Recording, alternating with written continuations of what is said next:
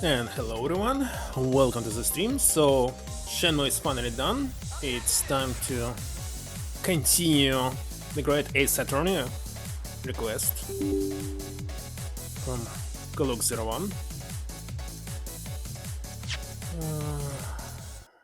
Okay, turning off this. Moving it here.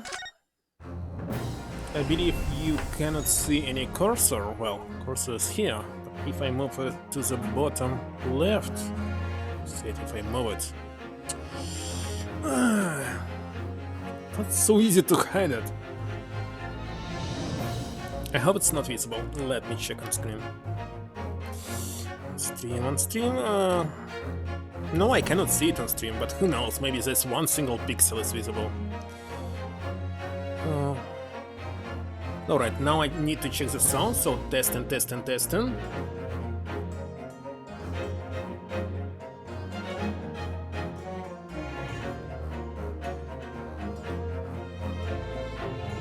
Sound is working. Okay, so the second game. Resolve. And I believe this is the last. It's completely finished the whole story arc. Well, the first story arc was finished. There were just several questions left. New game.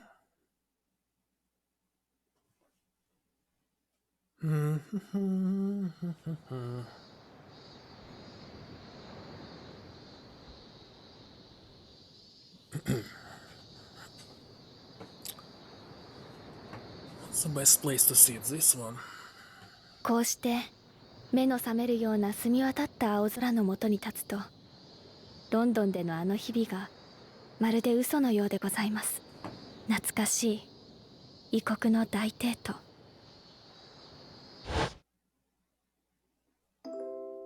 あの方はそれは立派な弁護士になられました。今もきっとかの地の法廷で勇敢に戦っていると存じます。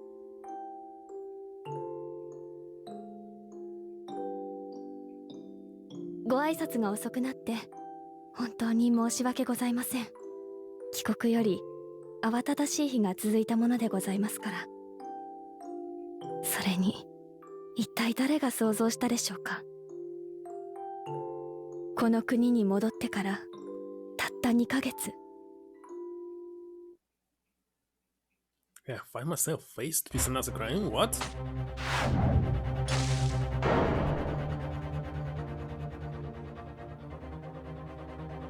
今日はご報告に参りました。明日、私は大審院の法廷に立ちます。一生にただ一度、弁護士として。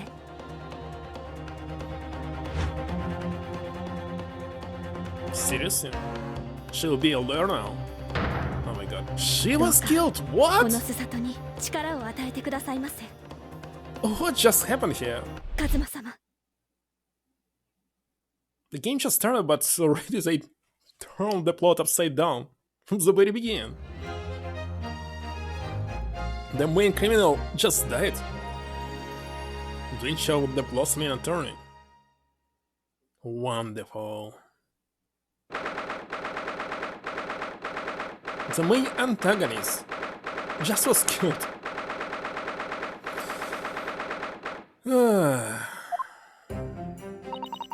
Here I am again, after 9 months, the Supreme Court of Judicature or something of Japan. I feel so nervous, but I must still my nerves and find a way to compose myself. Oh good, you're here. It doesn't do for a lawyer to be late. Oh yes, sir. Good morning, sir.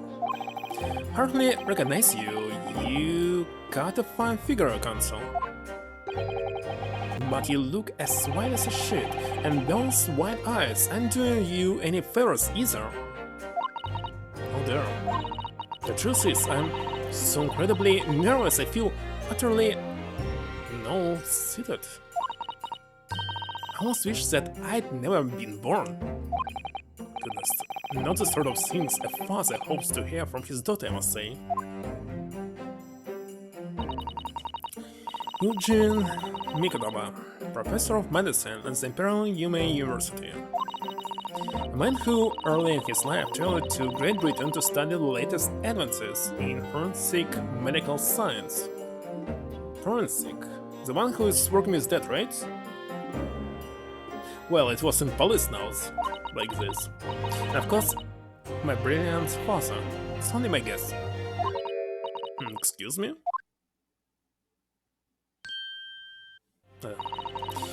Would I be correct in thinking that you to be my lawyer in court today? Yes, that's right, miss. Well, I want to thank you for agreeing to represent me. I swear my life. It's a complete fabrication, this whole thing. Remember me. From the same years, I and my greatest friend. Though unusual for a woman in our time, she works at the University Research Laboratory helping my father. And sadly, she's the defendant in today's trial, accused of committing a truly awful murder. I feel alright. Since we started talking, you seem, well, to have become a little flushed. Why? Well, just that. You look so gallant and dashing. Sorry? And when I fall into your intense gaze, it makes me feel rather bashful. Goodness, I don't think she knows. She hasn't released who I am. It seems our little plan for this trial is going to work. What do you mean, Professor Mikotoba? If even your best friend can't see through the disguise, I think you can relax. Disguise? Yes, I've never tried dressing this way before, of course, so I wasn't sure how convincing it would be. But this does make me feel a little relieved, as you say. father. Father? Let me basically raise this a little bit. What is that? Is it you, Sasada? I'm so sorry I didn't say something sooner, Ray. What are you doing? What's going on? That rusty uniform, that rusty cap, that rusty cape, that rusty badge. Look at you. You look for all the world just like a student in Imperial Human University, a male student. I'm so glad you think so. It means all my preparations have been worthwhile. I woke at 4 this morning to make a start. But I don't understand. Why are you dressed like that? Because women are not allowed in guard, isn't it? Well, you see, to be a lawyer. It was the only way she would be permitted into the Supreme Court to take on your defense in this trial. My defense? Never before in my life have I felt so frustrated at having been born into this body. Courts in Japan are barred to women, if not even allowed to set foot inside the courtroom. Despite the fact that the laws of the land apply to all people, male and female alike. But women are forbidden. Just for the day, I'll be leaving my true self in the courtroom door, so that I can act as your lawyer. Susato, you'd go to such lengths for me? Actually, I believe because of this, Susato will move back into England and stay here forever to be a lawyer. Of course, you're my greatest friend. Just worry that I shan't be the lawyer you deserve. No, I have complete faith in you. Ray. It's so strange though. I mean, you're such an accomplished judicial assistant already. And yet, just because you're a woman, what a wretched reason. I mean, why shouldn't you be allowed in court? You're so gallant and dashing. Ray. Please don't look at me like that with those flushed cheeks and dotting eyes. I'm sorry, I just really do look so dashing. Yes, you mentioned that once or twice. Should be pleased. It means you look convincing as a man. I'm pleased, I think. It certainly helped me to bolster my confidence today. Ray. You're managing to put on a brave face in all this, but I can't see through it. I've noticed how your shoulders are slumped and how you're trembling ever so slightly. Susato, you do believe me, don't you? I didn't do it. I couldn't have, murder. Of course. You have nothing to worry about. Your conscience is perfectly clean. Isn't that right? Yes it is. Perfectly clean. Absolutely no doubt in my mind about your innocence.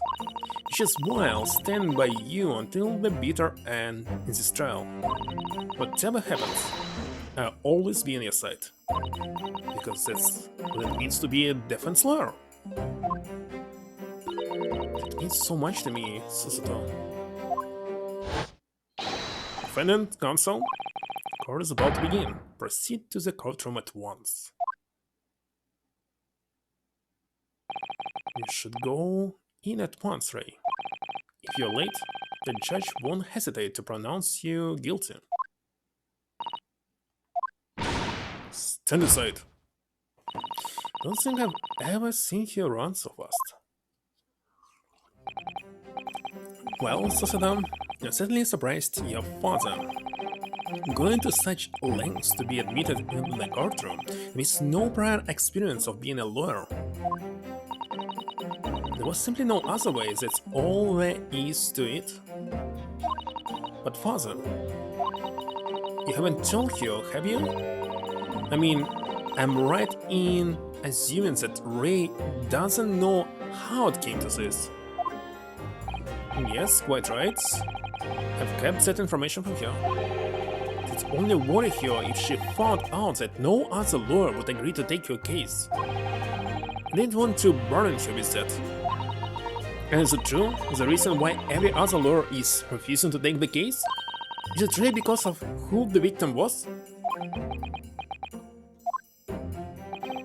Should be making a move now too. As you know, law isn't my field, but I'll do what I can to support my student. Thank you, father.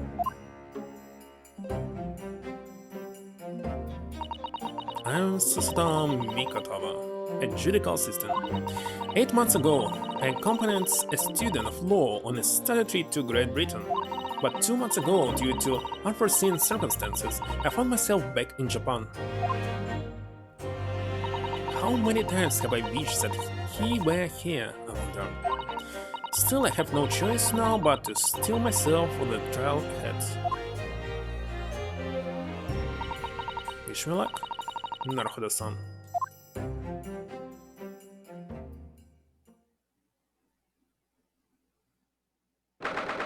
And by the way, this is perfect translation. They translated incorrectly all the names in the first games, but in the last, everything down perfectly.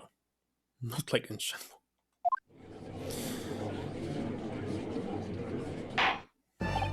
This court is now in session to hear the trial of Ray Membury.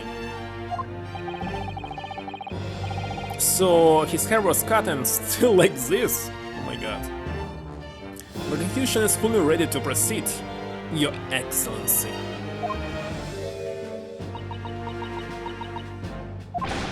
Defense Counsel, are you ready? Yes, Your Excellency, we are ready. Ready. Oh yes, Counsel. According to your jurisdiction details, your name is, Ryutaro Naruhodo, is it correct? Naruhodo Ryutaro. Sorry? Oh yes, I had to come up with a suitable male name for you for this little venture. So I'm afraid to say I simply put down the first name that sprung to mind. Well, Counsel? Yes, that's right, that's me, yes, I'm Ryutaro. He who has vowed to uphold the pride of the great Naruhodo clan. Seems Ryutaro may need to consider how better to uphold his manly act first and not overdo it. And those wild, white eyes aren't doing you any favors either. Just relax and listen. Naruhodo? A fresh face in this courtroom, if I'm not mistaken. What's the name Naruhodo? Would that perchance be... You may be thinking of Ryusuke Naruhodo, currently in Britain as part of a study program. This is, his cousin. That's right, Ryutaro here has been studying in the provinces, but was called to the capital for this trial. I assure you, in matter of law, his knowledge rivals that of any of Tokyo's preeminent lawyers. Any of them. Oh, what a pitiful situation. Having been rejected by every lawyer in the capital, the accused has had to call in a country boy. How dare you, Susuto is every bit as gallant and dashing as any of your Tokyo attorneys. What have you making fun of her? Yeah? Speak careful, Ray. Oh, what an unrefined tomboy we have here. But I wonder, is your gallant and dashing lawyer up to the challenge of defending you? His wide, skittish eyes very much suggest that he is not. I'm so nervous.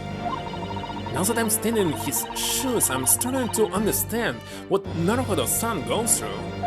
Like it or not, eyes are wont to fleet.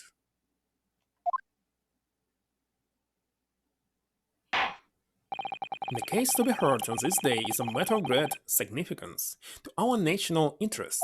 In fact, it would be reasonable to assume that the outcome of this trial may well affect the very future of our empire. Just like the trial 9 months ago. And yet, for proceedings of such importance, we have this unknown vehicle by the door. Dear me. Perhaps this would be an appropriate moment for me to assess the defense, to determine whether you are sufficiently competent to practice in the courtroom. 9 months ago, when a citizen of the neighborhood stood where you're standing now, this same judge tested him as well. And even though he was just a student at the time, not even of law, he passed the test with flying colors. For trained and experienced judicial assistants like you, this will be easy. So, counsel, do you consent to answer some simple questions? Alright, it's time to prove myself.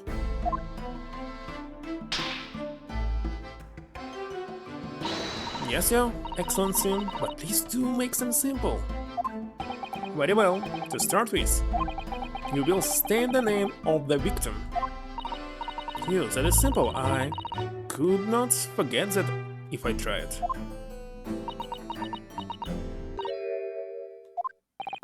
Oh, what's the matter?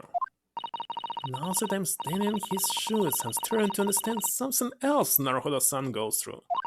Like it or not, minds are wont to blank. It's not surprising, really. It's your first time in this position and in that... Thus. And a bright spark like you is bound to flicker and falter a little under the circumstances. Dear, this is a dismal failure. Don't fret, you only use the knowledge you've gained as a judicial assistant to overcome the problem. Of course, the court record, which is not available right now. Yes, the answer will be amongst all the key information about the case, the court record. They already started training us from the very beginning. Well, that's why I made a pause before playing the second game. That's right, use R1 to open the court records. Then you need to flip to the people section with R1. And don't take too long over it, His Excellency is watching you closely. Alright, check the court records. It's R1, that's where the information I need will be. I'm waiting, Counsel. What is the name of the victim in this case? And let's check what we have. Postmortem report. Time of death, just after 2 p.m. Death is believed to be due to trauma to the victim's lung from a knife blade. Only a single one was identified. Victim Giselle Brett, female British. 11th August. Ascertained by examination of witness statements. Single deep stab, one from behind, piercing a lung and resulting in fatal hemorrhage. This would have occurred within minutes. Because of lack of oxygen as well. Actually, we still don't know what was actually the cause of this. Oxygen, blood, maybe blood. Anyway, it doesn't really matter, I think. Anyway, there must be blood. Note, extreme meiosis, pupil constriction was observed in the victim in both eyes. What? It's something very important. What is meiosis? Pupil constriction. Maybe they will show us in photos. My best friend who works as an assistant to my father in his laboratory at the Imperial Humane University. She's the defendant in this case.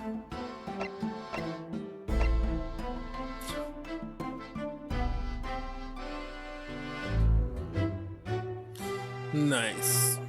Nice haircut. Alright.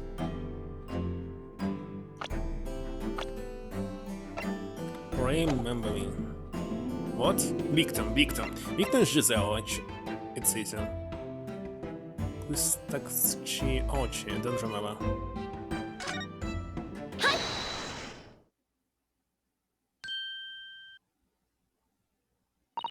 The name of the victim who lost her life in this case is Miss Giselle Brett. Giselle Brett. A name that will never be forgotten in the courtrooms of our country, I'm sure. Correct.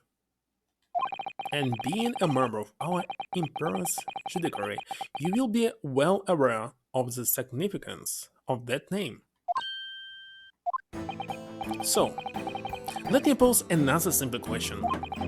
As you know, Miss Brett was a visiting student from the Empire of Great Britain.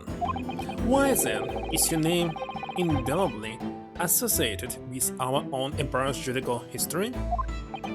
Obviously, you won't have forgotten that case from 9 months ago, but if it's proving hard to recall the finer points, everything in it is included in the court record.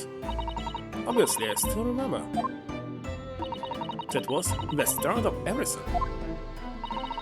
Giselle Brett, behind the woman's student persona, was face of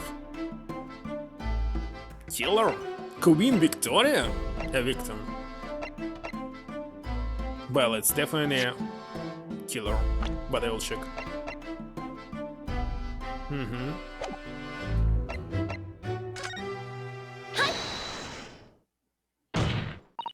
9 months ago, a visiting professor of medicine at the Imperial Yume University was killed, and the culprit was Giselle Brett. Yes, she was a killer.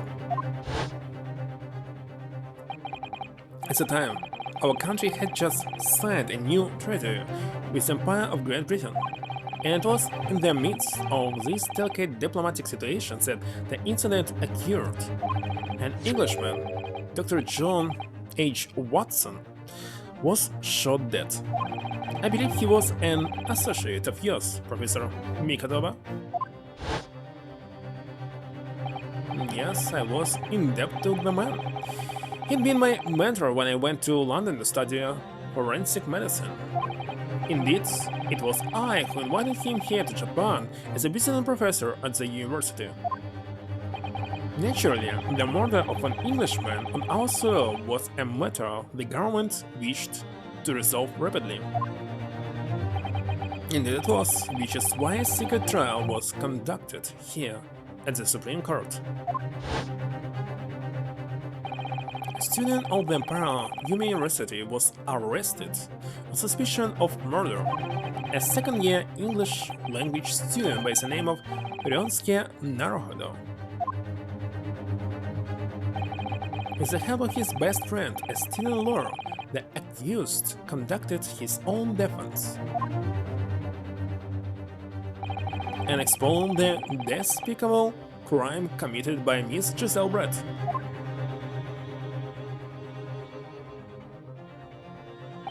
Miss Brett eventually admitted to her crime. However, when questioned about the motives that drove her to take Dr. Watson's life, she gave no satisfactory answer before the trial reached its conclusion. Immediately after the trial, the British government brought its consular jurisdictions into play. We were unable to sentence Miss Brett according to our Emperor's laws. It was decided that she would be removed to Shanghai, China, instead. One Shanghai? Why? There's a British consular court here. Why not Hong Kong? It doesn't exist yet. Correct, I already saw the negotiations personally. The date of your transfer to Shanghai was finally settled upon only last week. All that remains of our empire's obligations was to seal the woman safely on board a steamship. And yet, the very day before her departure, the Englishwoman was killed. Only the day before?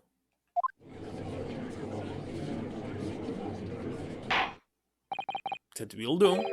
I'm satisfied that the counsel for the defense is sufficiently capable of representing the defendant.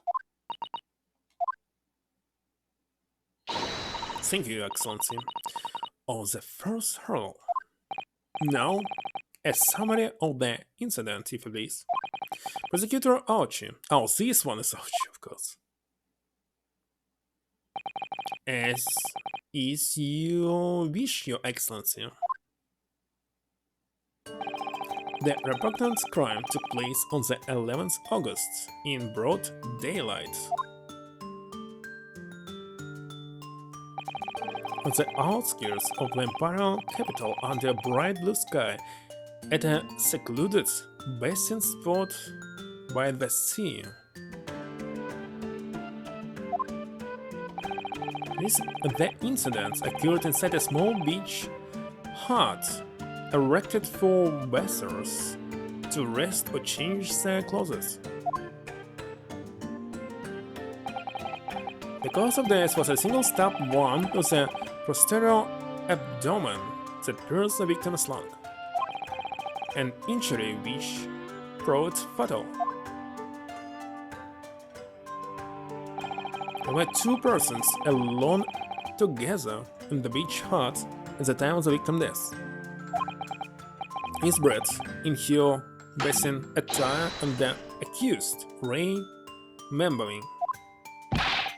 Accordingly, there can be no doubt of the accused's guilt, especially when we consider she had a powerful motive. Police arrived rapidly at the scene and promptly arrested the young lady.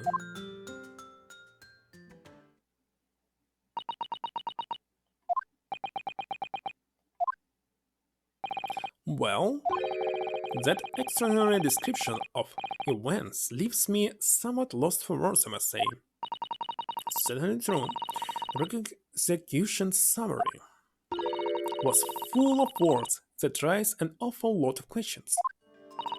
As a lawyer, I really ought to pick out the prosecution counsel on what he said about powerful motive. You're clearly exaggerating. Powerful motive is a blatant overstatement. In the Yakel boy using long words he doesn't fully understand? I beg your pardon? No matter, let us put this to the accused, shall we? Beverly-san, you're research assistant at the Imperial Humane University, I believe. Yes, I am. I'm working with Professor Mikadova on his laboratory at the moment. I can confirm that the defendant is an excellent assistant with a strong sense of responsibility. Fascinating to hear. Now, another question. Prior to your work with Professor Mikadova, whose research were you assisting then?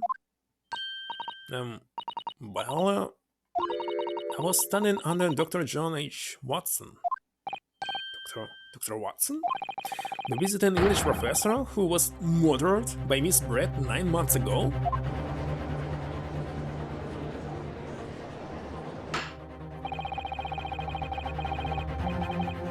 The accused had a deep-seated respect for her former mentor, Dr. Watson. Is it not true? Yes, Dr. Watson was a wonderful man. Interesting, then tell the court what deep-seated feelings you had toward the English woman who killed him. Well, obviously was filled with hatred for what she had done, a powerful hatred. Ray, be careful what you're saying. The motive was revenge. Plain and simple, Your Excellency. So, if Actuario succeeds in his revenge, he will be in the stand losing and found guilty, isn't it? Well, it was clearly a trap all along. How wicked of him to use Ray's undying respect for your former mentor against you like that. I must find out more details and something we can use to bolster our defense. As a lawyer, I really ought to pick up the prosecution counsel on what he said about being alone together. Memory-san. Yes, what is it? Naruhodo-san. I started to wish we'd made my alias, Yotaro Susoto. Please, tell the court why exactly you were present at the basin spot with the victim in the first place, and why you were alone with her. Well, no, that's not true. It wasn't like that at all. There were other people present. A detective who was guarding Miss Brett for starters was just asked to accompany Miss Brett as a companion, that's all. But let us be clear. At the moment of your death, you were alone together with the victim in the hut, you and no one else. The truth is, there's only one reason why this young woman accompanied Miss Brett on her basin sojourn. What is this word? It was the accused's last chance to take the victim's life. No. Because, as we know, the following day would see Miss Brett extradited to the British authorities in Shanghai. And the accused would never have an opportunity to dispatch her again.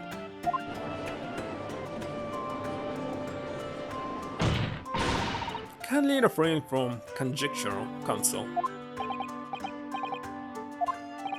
The prosecution counsel seems to enjoy using provocative tricks like that, but for now at least we need to assemble more facts. Try not to let him go at you. Girls, it's really terrifying. But that's right, we need more information. Okay, the last one is the basin spot. If I may, Prosecutor Aochi, what do you want? You fresh-faced young Yekol student. I wonder, could you explain please? You mentioned a basin spot. My apologies, clearly my modernity has confused the poor country bumpkin's simple mind. Bumpkins. Basin spots are the very latest trends in health practices from the West. We are told that bathing in the water of the ocean is curative, therapeutic, and excellent for the skins. No, that's not what I meant. I was referring to the fact that Miss Brett had, to all intents and purposes, been found guilty of murder. Why would a known criminal have been relaxing by the sea?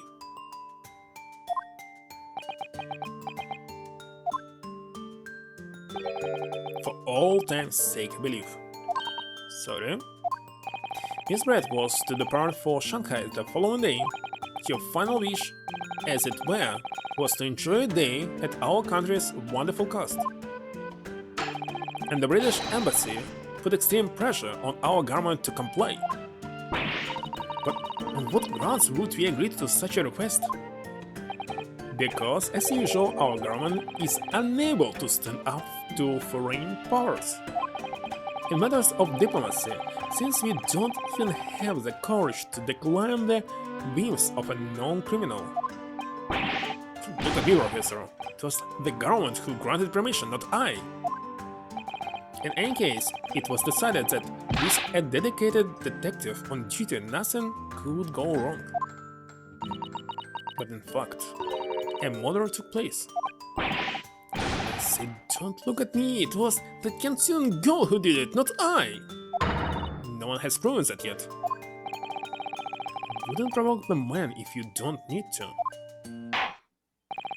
I believe you all have a clearer picture of the incident now.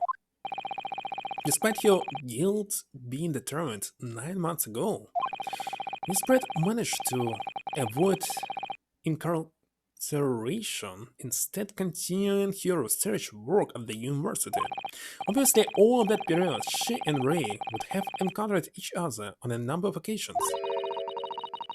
Seeing the murder of the mentor, for whom she had such great respect, enjoying such undesirable liberty. Yes, and it was only temporarily until Miss Brett's extradition to Shanghai. You can hardly blame Ray for her feelings of anger and resentment.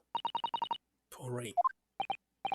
So, Your Excellency, if you would be so kind as to peruse this exhibit.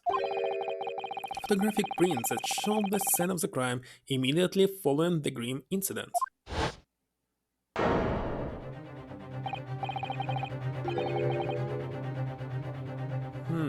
Why should you remove the head?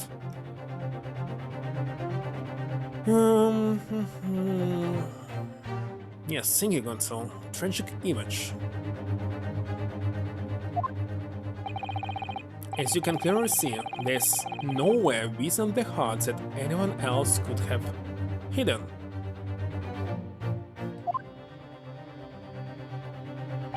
The court will accept this photographic print as evidence.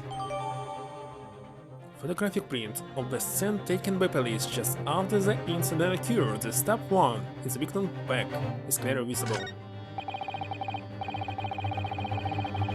Let's see it first.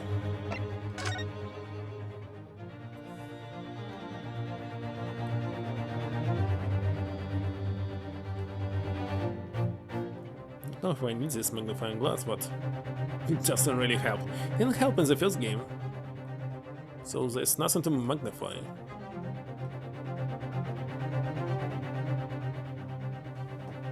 Let's see. Can I see something here? Another wine.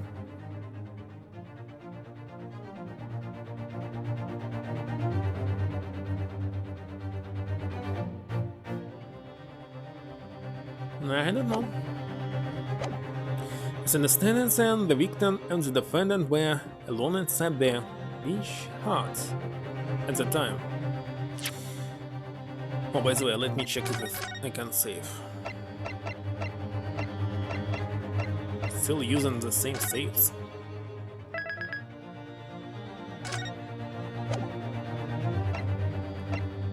Didn't even check the other options.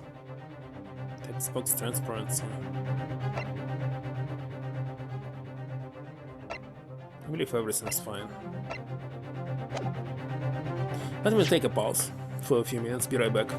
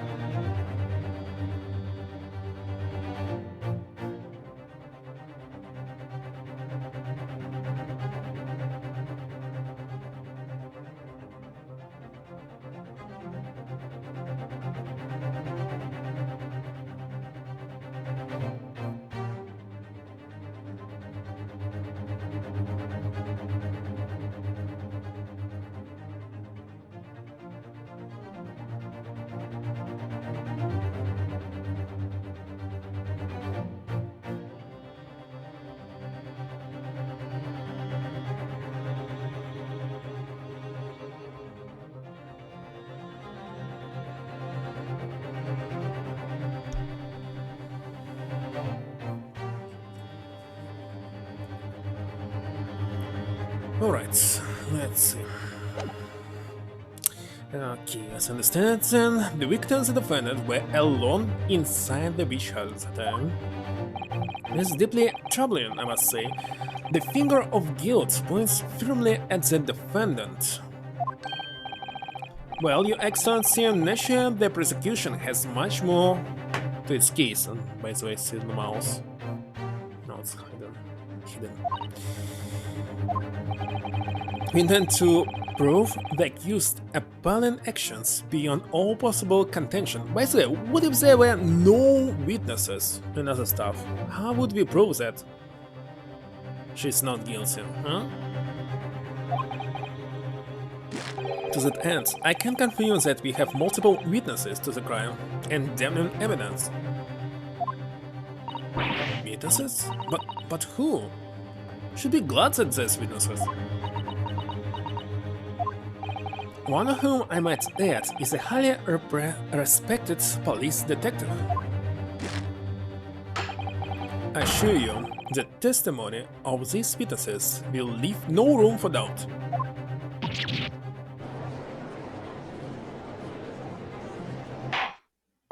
Very well then, Counsel, bring forth your witnesses. I, Taketsuchi Aochi, have been waiting for this moment. Aochi Taketsuchi. Okay, I don't know how to pronounce it correctly. Sorry? Oh yes, I haven't forgotten. The trial 9 months ago, in this very courthouse, when that irreverent little student boy utterly humiliated me.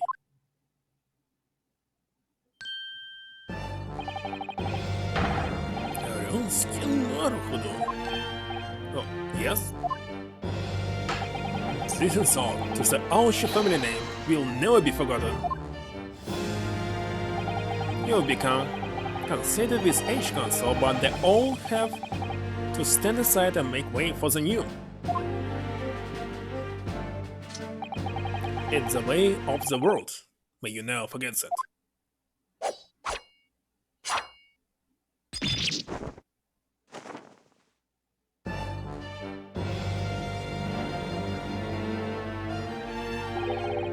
Straight the head of samurais whose top knot has been cut, and the bell of culture enlightenment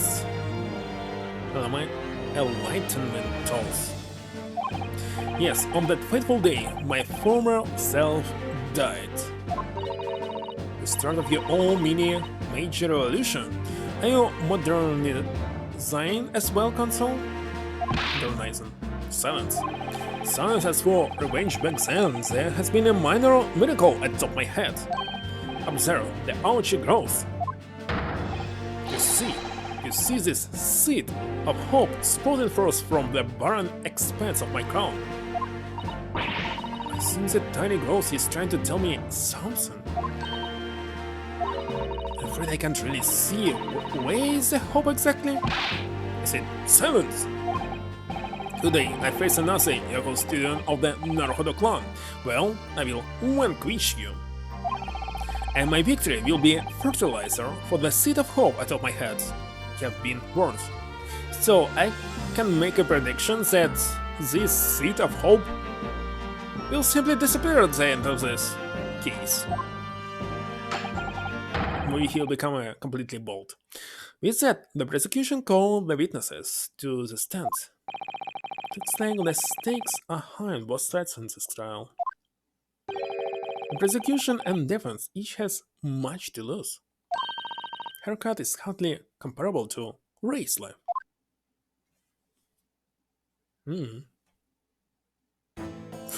White turtle on top.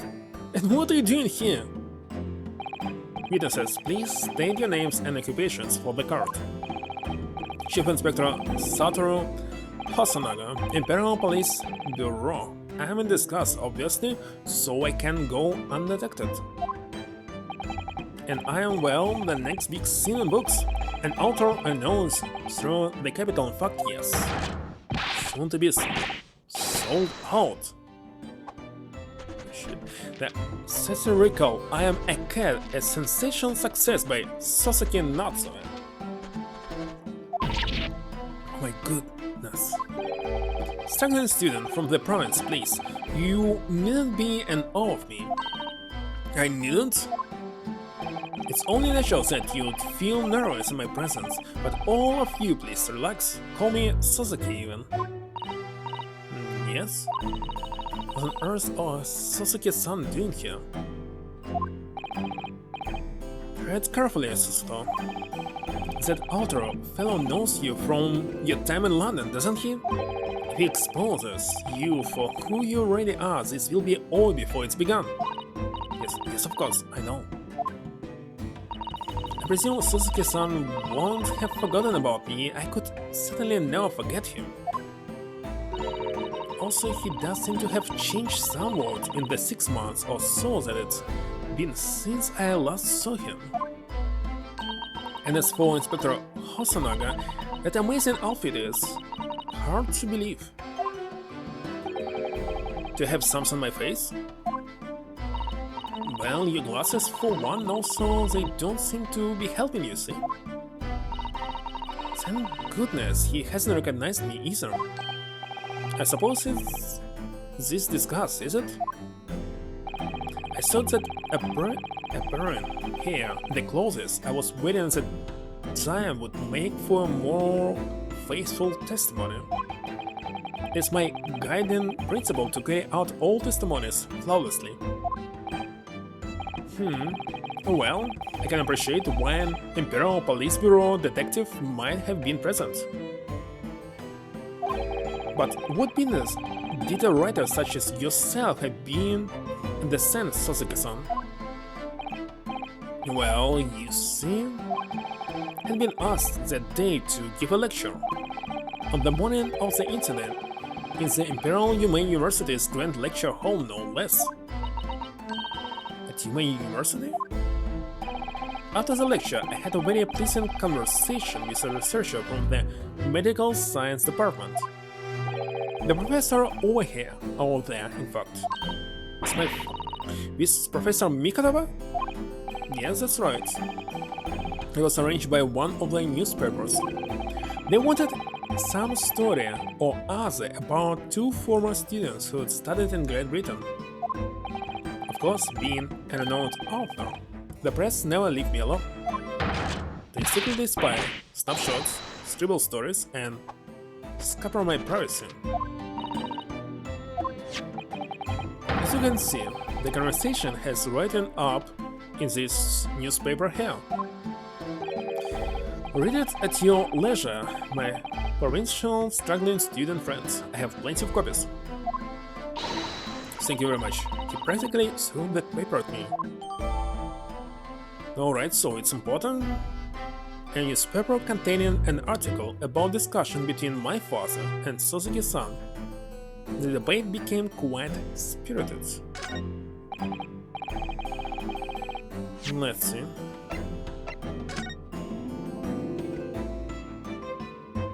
Another cat here? And with this broken glass?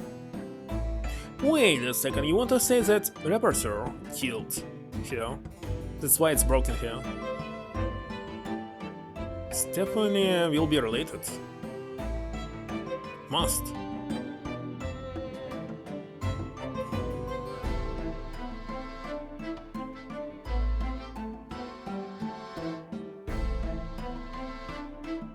How else can it be?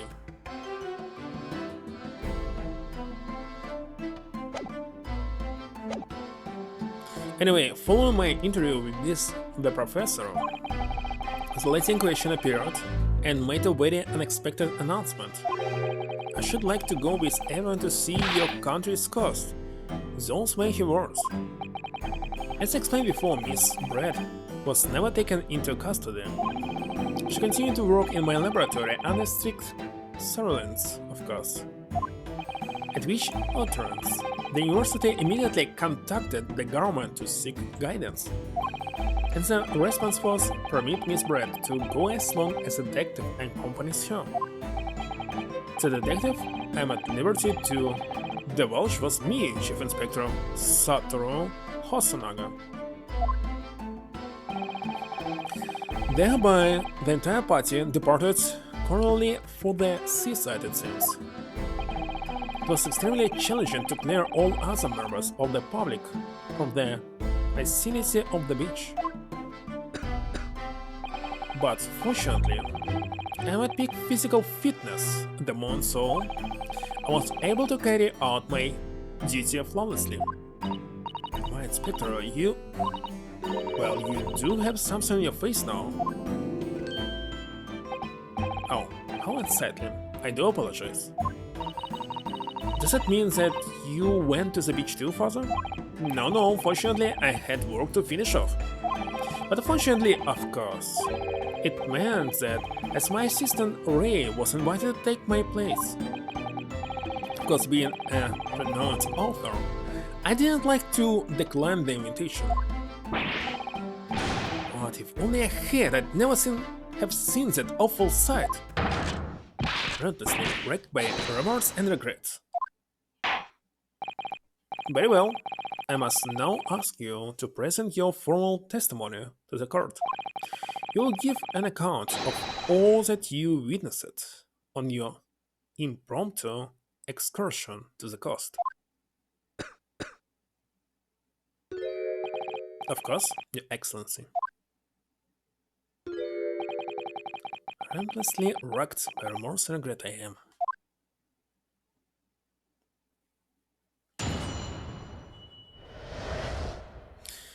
Hello, Richard.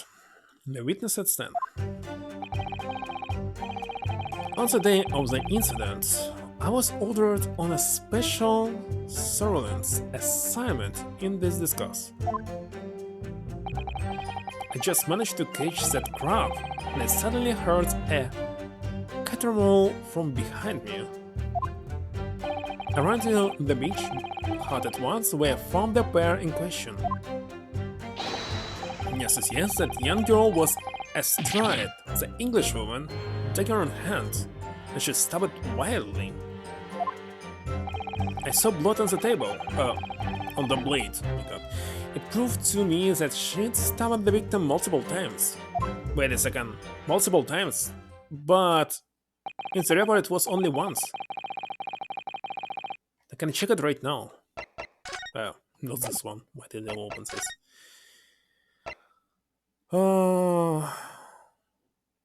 Deep stab, one from behind. Single.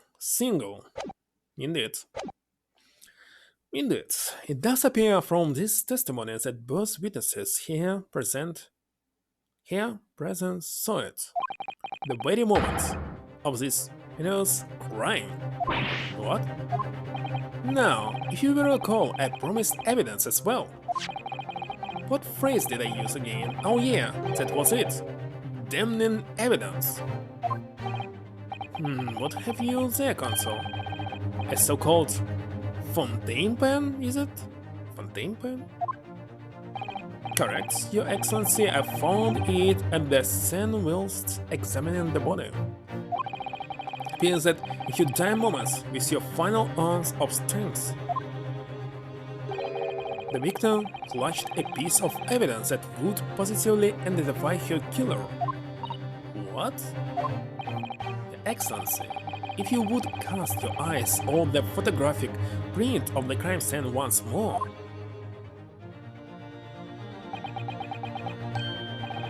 Oh, goodness me. Yes, the victim is clearly grasping something quite deliberately there in her hand. That's right, the fontaine pen. Why it's fontaine pen? Still, and if you would kindly examine the pen, Your Excellency. The owner's initials have been engraved into the ebonite barrel. R.M. Ray, remember me. The initials of the defendant.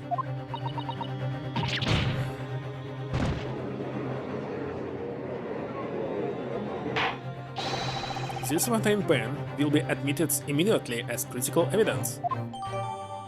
Okay, the pen that the victim was found grasping in her hand. Let's see it. I can't check it. Alright. So, have I omitted anything? Besides of testimony and damning evidence. There's a bright blue sky outside the courthouse today, perhaps better to ascribe guilt, I feel. To understand, Visitor Archie of 9 months ago had none of this man's poise. Counsel for the defense, you may begin your cross-examination now. Well, I already know what is contradiction here. Naruhodo-san. Naruhodo. that means? Oh yes, me. Is there another Naruhodo in my courtroom? Actually, there isn't even a single Naruhodo in your courtroom. Well then, Ryutaro, pull yourself together, please.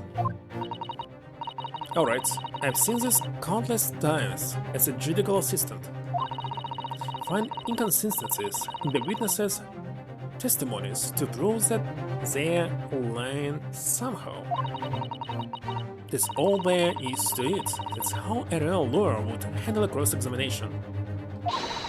So let's see what I can do.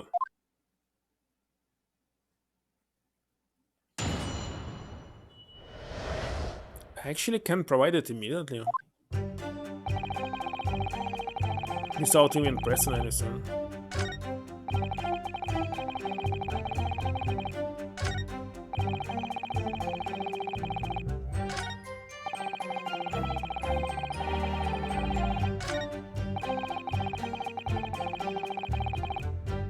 Let's press it and see what will happen.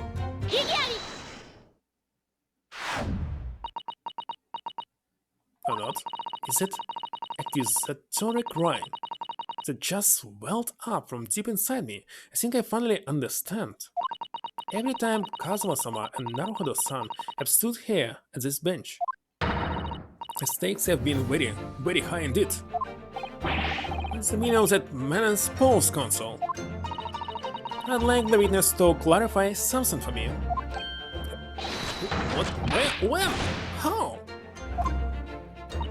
Not you, Sosuke-san. This query is directed at Inspector Hosonaga. At me? In your statement just now, you said that the victim was stabbed multiple times. Yes, that's right. As I said when I entered the hut. The offender was already standing over the victim, bloody knife in hand, like a murderous demon. And yet, that cannot be. What? Get to the point, please, Consul. In the post-mortem report, it clearly states that the victim was stabbed one time only. In other words, Inspector Hosanaga's testimony is clearly flawed. And Sasuke-san, me? You claim to have seen Memani-san in the throes of stabbing the victim. Yes I did, widely. But both you and the inspector confirmed the same point, that there was already blood on the knife that you saw the defendant holding. Yes, and... it's quite simple. We know the murder weapon was used to stab the victim only once, therefore, there's no way there could have been blood on the knife if that single stabbing hadn't already occurred. My first language is Belarusian, because I was born in Belarus.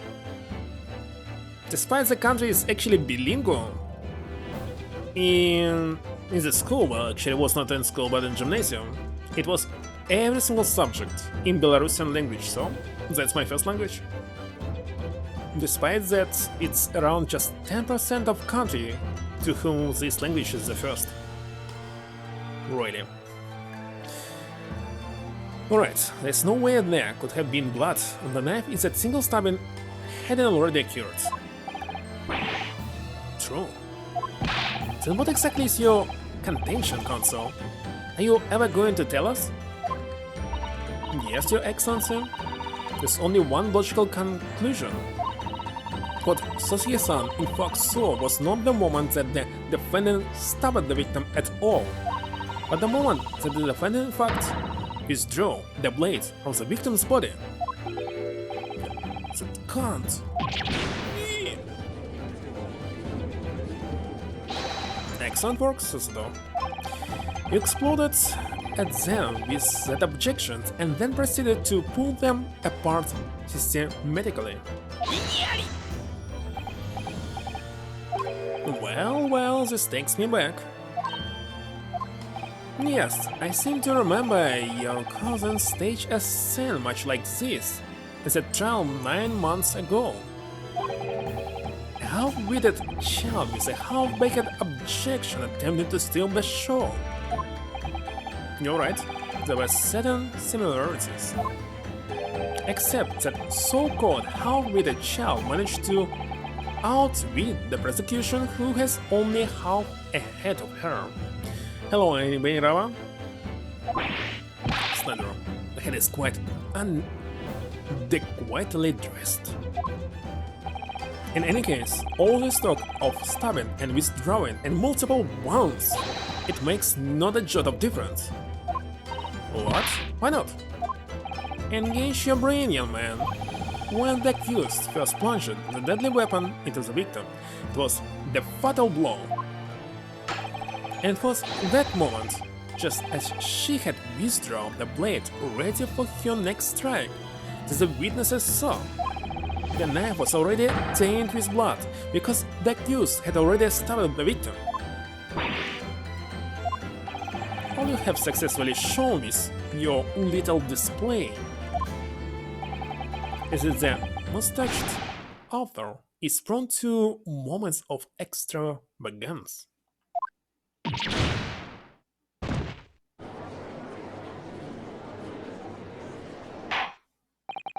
I'm agreeing with the prosecution. If the defendant was seen wielded the blade at all, that is sufficient grounds for her actions to be viewed with suspicion.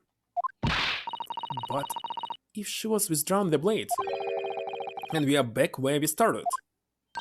Sorry? Consider this, young yokel boy.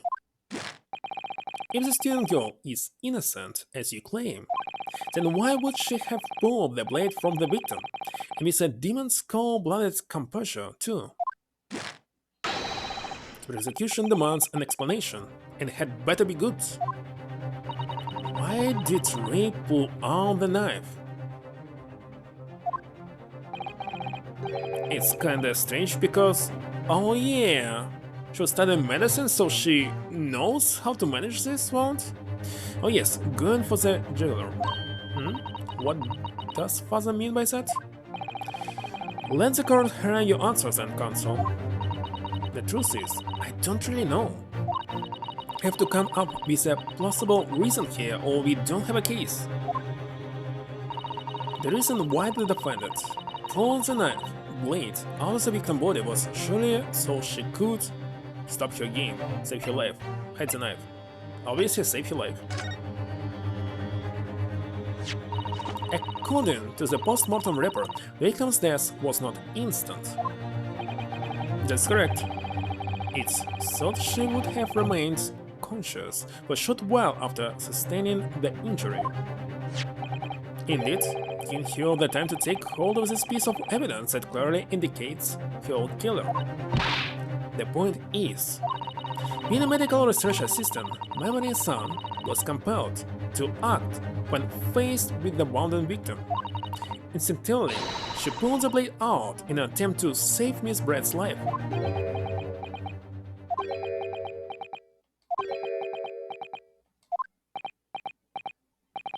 Did you hear that, Your Excellency? It would seem this is the best we can expect of this young yokel. Indeed. Is it just me, or does it suddenly feel much colder in here? Your Excellency, if I may, speak witness. I would like another opportunity to testify. In respect to the sleephead assertion just put forward by the young defense counsel, I mean. Sleephead? Shut. Something. An excellent idea, Inspector. Our young hopeful has a modicum of knowledge when it comes to the law, it seems. But, in matters of medicine, he appears to possess not one iota of common sense. Well, what I know, you should not even touch someone stabbed with a knife, if the knife is still inside the body. But I thought if she has some medicine practice, she might do this anyway, and someone must remove the knife, right? But there's no instruments to stop the blood, etc., isn't it? Let's see. Very well, Inspector. I will permit your request. You will testify again before the court on the subject of the defense counsel's assertion. Yes, sir. I will do so flawlessly.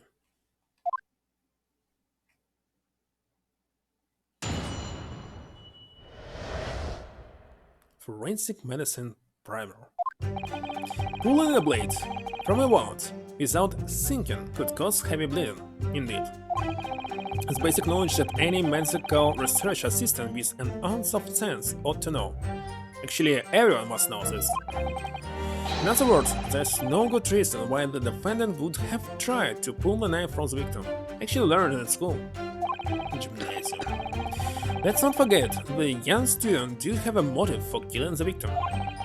A man the victim murdered 9 months ago, Dr. Watson, was the defendant's highly respected mentor. Kinda long speech. What can I do about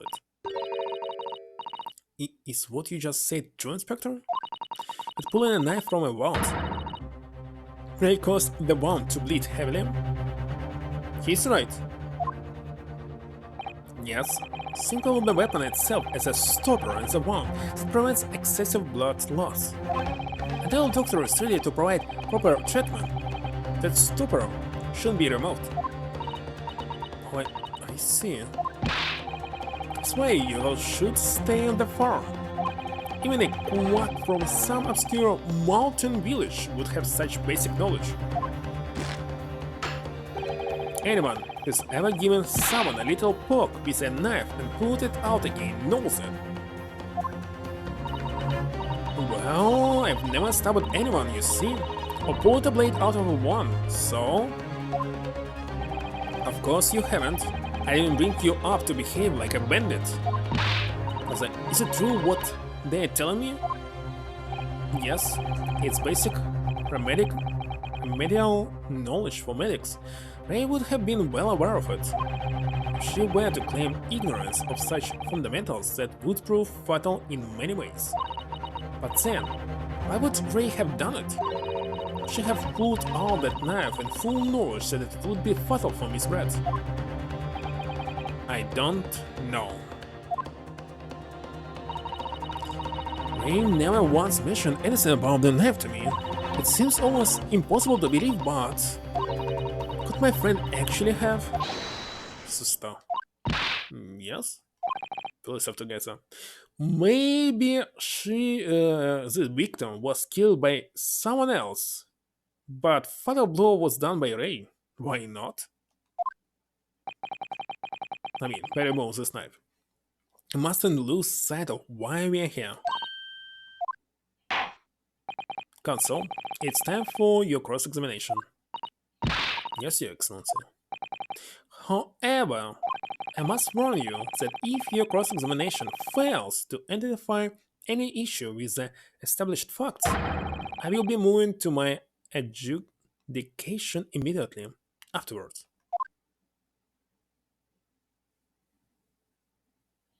I understand. Believing in your clients and fighting for their cause until the bitter end. I knew it would be hard, but I had no idea it would be this hard.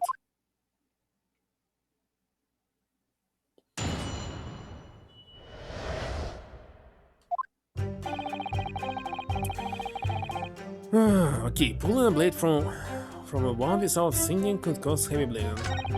It's basic knowledge that any medical research assistant with an ounce of sense ought to know. In other words, there's no good reason why the defendant would have tried to pull the knife from the victim. So don't forget that the young student did have a motive for killing the victim. The man the victim murdered 10 months ago was the defendant highly respected mentor. Okay, it's the only problem with this statement. Let's press it. But the defendant had suddenly encountered somebody she knew lying on the ground, bleeding to death. The sight could have shocked your delicate sensibilities, causing you to remove the blade inadvertently. I really don't think inadvertent actions can explain this. A woman is a medical research assistant. I can't imagine she would behave so irrationally. But irrational behavior is a woman's prerogative, isn't it?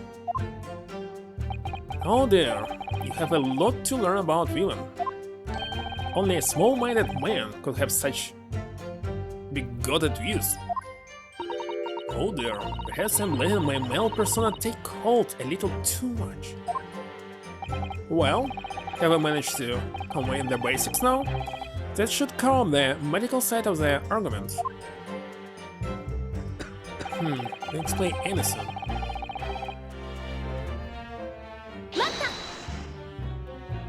Whatever the motive, it just isn't in Memone-san's nature to do something so awful.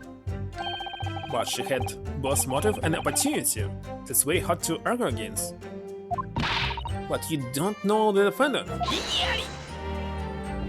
And you, counsel, do not appear to know the law.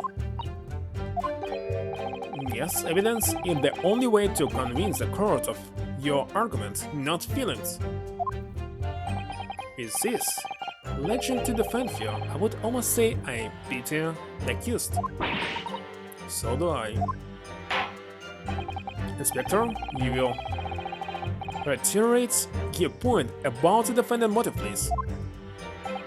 Oh yes, Miss Brett was in many ways the sworn enemy of Memone's son.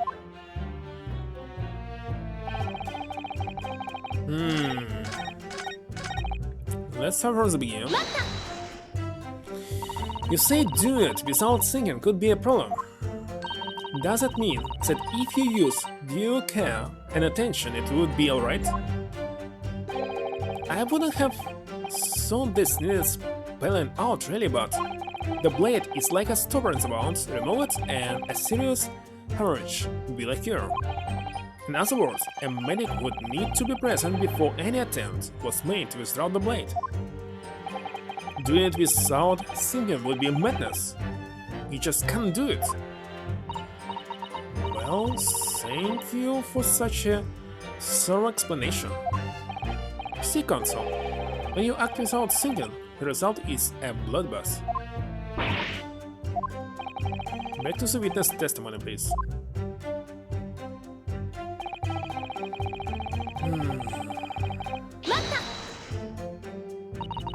In that case, there's an obvious explanation here, which is clearly, defendant Rei Memone-san does not possess an ounce of sense. What do you think about that, Professor Mikotoba? I'm not sure that you should be labeling your best friend as a lacking in common sense. Well, I thought it would be better than labeling you as a murderer. I don't know, young people today, if that's friendship, I don't understand it. Careful, counsel. A lack of common sense can be a very dangerous sin. Oh dear. That will go on me rather badly. That's life, I'm afraid. A lesson everyone must learn. Hopefully you can see now that this is really basic medical knowledge. Being involved in medical research, Memone-san would certainly have been aware of it.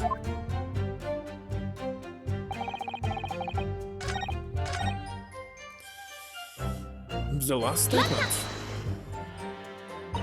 Well, yes, that's true. Dr. Watson recognized Memone-san's talent and offered her the position of assistant despite her being a woman. She was extremely grateful to him. Yes, the Englishman appears to have been a very broad-minded individual. Dr. Watson had no time for outdated traditions. He met with opposition, of course, but he believed firmly in Memone-san's abilities. The random finding was in the man's depth, which only serves to prove my point. And that's all, actually. It's hopeless. I can't find a single crack in this testimony anywhere.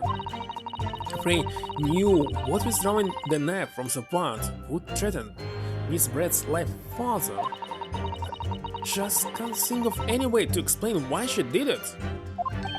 So it's at times like this when it's especially important to remember the fundamentals. The fundamentals? Evidence is what counts in the courtroom, isn't it? Of course, but I've been through the court record dozens of times already. I think perhaps you've forgotten something, though. You needn't take the evidence at face value. You can and must examine it in greater detail too. At least, this is your first time playing the role of lawyer in the courtroom. So if you need reminding of the rudiments, you need only ask. I'll do my very best to help. Examine the evidence in the courtroom. So before it was locked or what? It's an idea suddenly, what should I do? I know what to do. Can't think of it.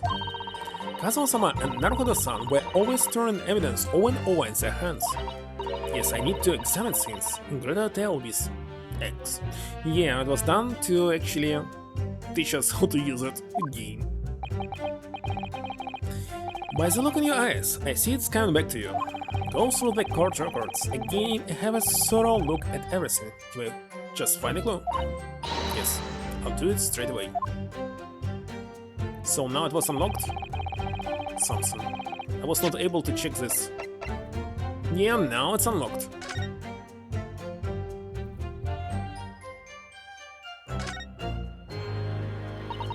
You take all the pen slits. Sword.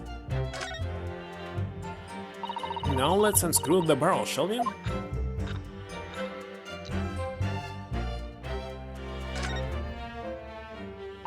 This must be the little reservoir that holds the ink. Yes, you fill it by drawing ink from a bottle up through the nib. Is something wrong, Father? Just that there doesn't actually appear to be any ink in there, that's all. Oh yes, you're right, it's pretty much empty. Well, it could be on the verge of running out, I suppose. Okay, so it was updated to what? When I'm pen burns the initial RM that has a small reservoir inside into which ink can be drawn. There's a very small amount of liquid still inside. Which liquid?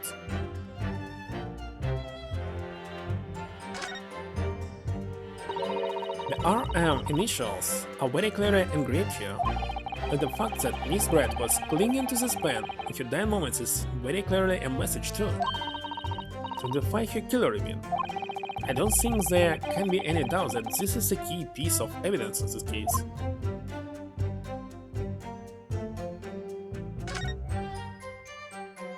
There is some sort of emblem here, look. But it isn't a humane university one. It must belong to some other organization, suppose, a business of some kind.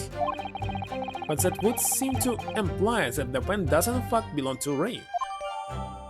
Again.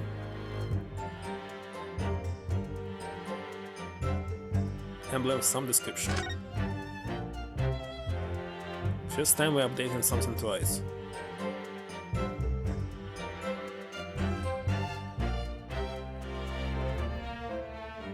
But how will it help me?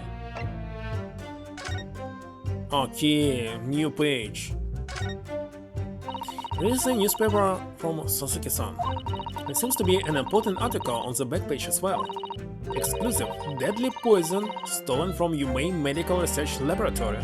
So she was poisoned finally. Remains medical research. Father, isn't that your lab? What's that? Let me see that. The poison been stolen? It's this morning paper from that Sasuke-san gave us.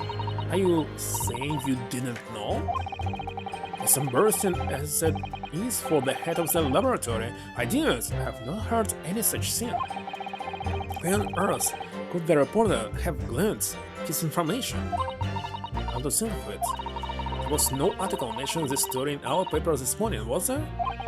It's a highly toxic poison we've been working on in the strictest confidence.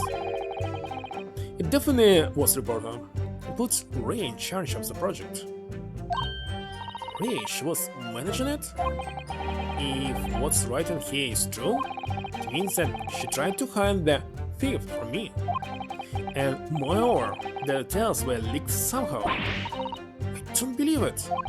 You need to read this article very carefully. Okay, an article about poison that was stolen from my laboratory at my university. Even my father, who is responsible for the lab, knew nothing of the internet. Definitely, reporter.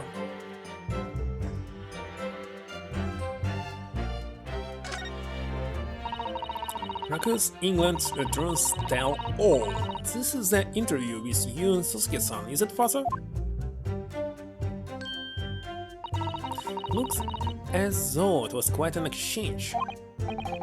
Yes, he became a little more animated when he was talking about his time in England. The photographer managed to capture the moment his hand karate chopped me on the neck. I hope you weren't hurt. Is it so? Can't open it. Again, how will it help me?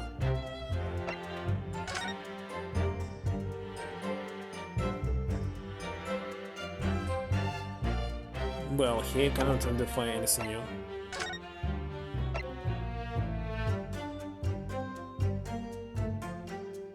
Definitely was poison in this pen.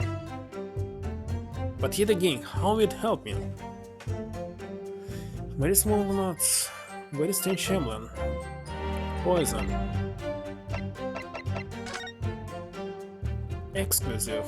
Deadly poison stolen from Yumei Medical Research Laboratory following a lecture at Yumei by Susuke Natsume on 11th August.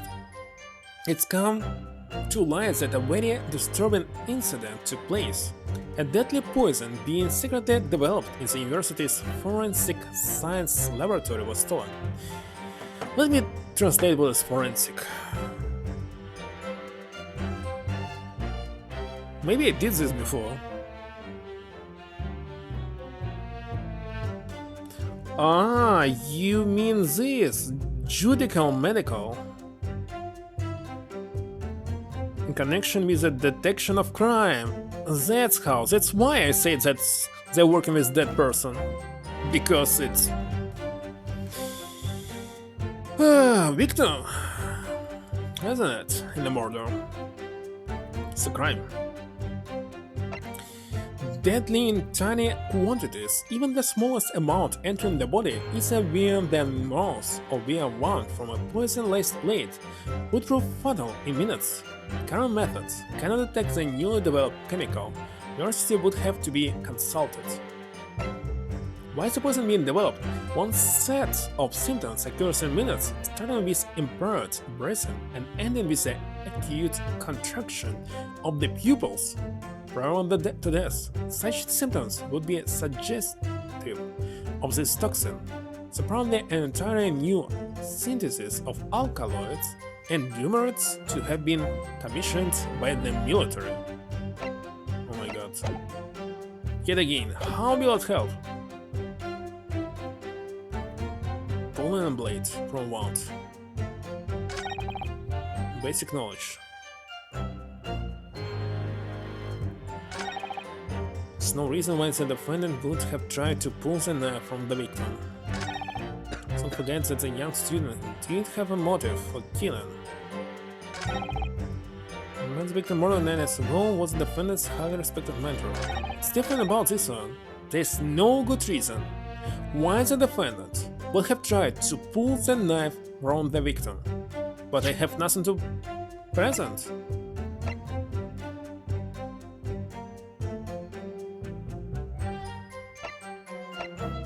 Oh my god, what's supposed to do?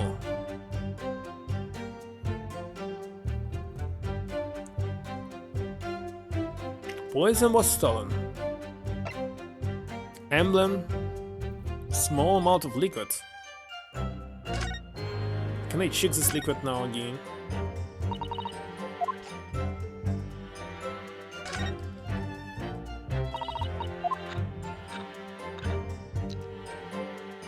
Supposed to be a poison inside.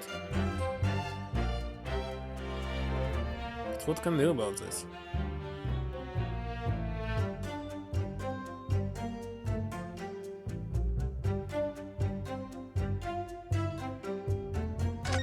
already checked, so can't do anything about this.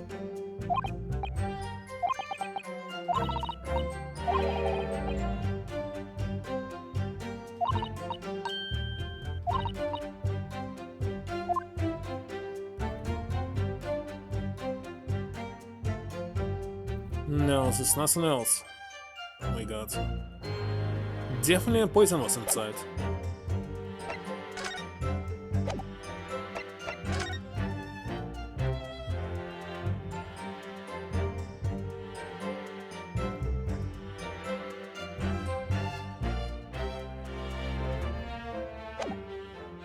Maybe it was self-defense?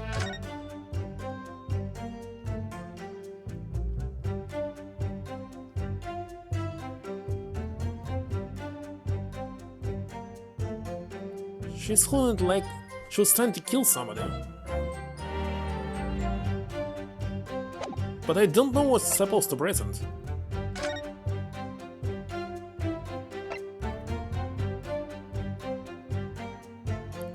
Definitely it's poison. Extreme meiosis, people in construction.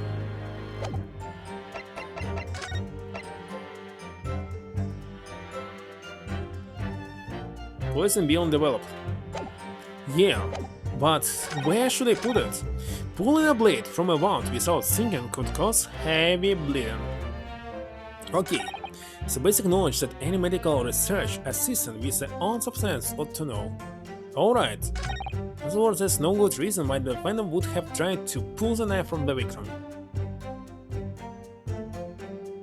Cannot see, let's not forget that the young student did have a motive for killing the victim. The man the victim murdered 9 months ago, Dr. Wilson, was the defendant's highly respected mentor. Should I press it again, everything?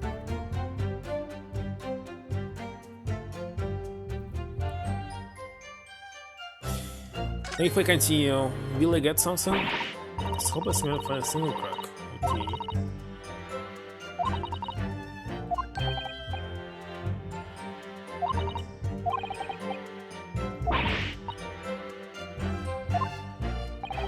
Seems as if we get something. I already examined them all.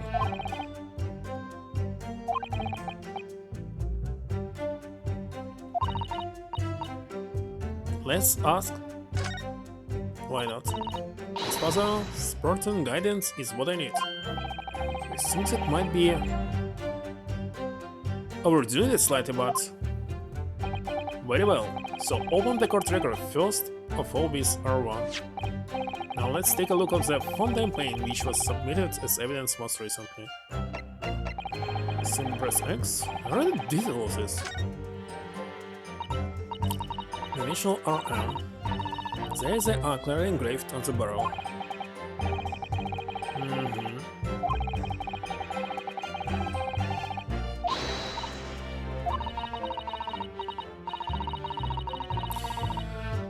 Hello, Private Mel. Simply stuck here.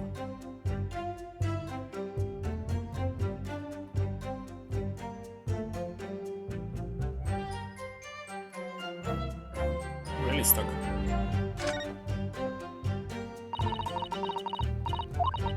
Okay, so what about this emblem?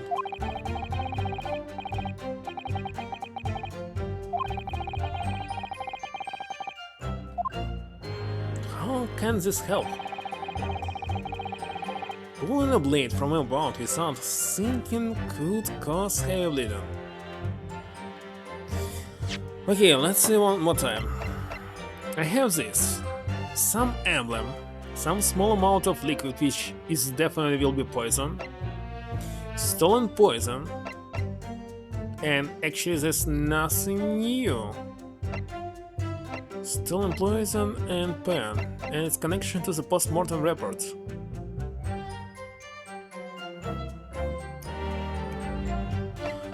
You want to say that it was not a knife, but pen? She was stabbed by pen? No, it's a knife blade.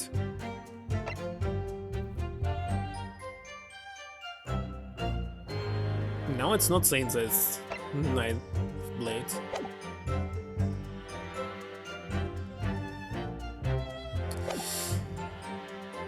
Pulling a blade from a wound without thinking.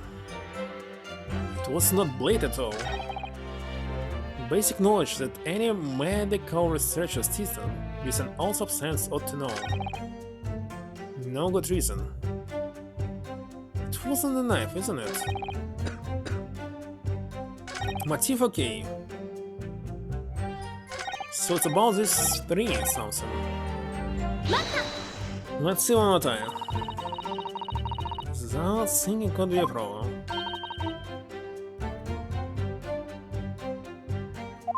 Still not this. Still is the same. Blade was a stopper. If it was a pen, how did it happen in your hand? So it was blade? But why blade? Ah, she used blades to make you breathe. But she died due to poisons.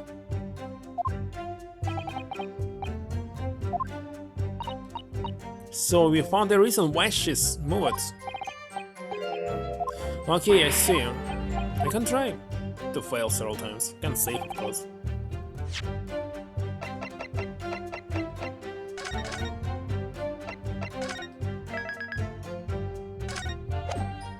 So the reason why she used a knife. Pulling a blade from a wound.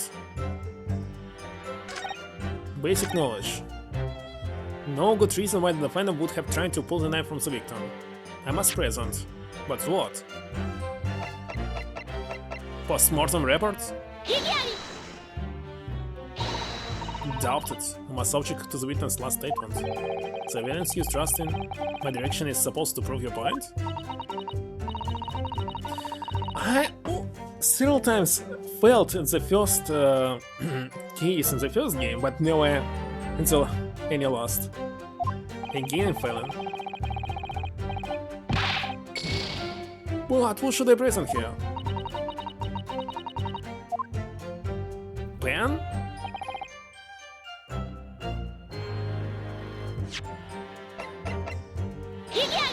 I'm failing again. Can't believe this.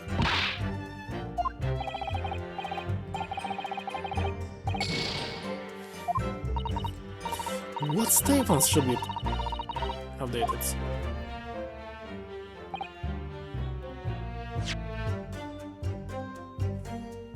To pull the knife.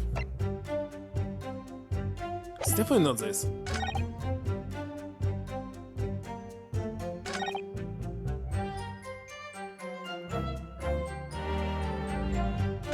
No, I don't know, I give up.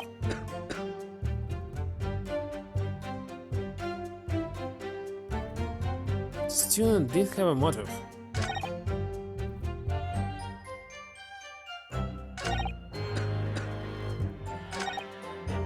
Why is this no other option?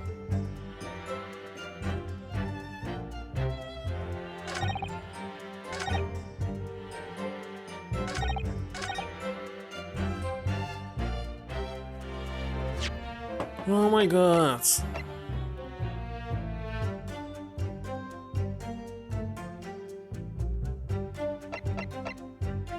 If we don't know, let's fail it. No? No, there's one possibility. One very good reason. Why the defendant might have decided to withdraw the knife from the victim's wound. I just was wrong about which evidence to show. But really it's about this. What? The yoga not only has a poor grasp of the law, but is also a poor loser. Tell us then, what possibility do you think you've ended the fight? It's here. In this newspaper article. An article about a deadly poison having been stolen from a laboratory at the Imperial Uni. So poison could be on the knife? Victim perished from a stab wound. Poison has no relevance in this case. But Prosecutor Auchi, you will let the defense speak. But in newspaper article, the court cannot rely on the kind of heresy those wretched publications carry. Console for the defense. I'm going to need some tankable basis for your claim. You will indicate to the court precisely what part of the newspaper article mentioned affirms your assertion. The last part. Your Excellency. Yes, of course. Thank you. They would never have done something to further endanger Miss Brett's life without just cause. The reason why the defendant pulled the knife from the victim's body is explained in the article where it says... what was the name? Why is the poison being developed?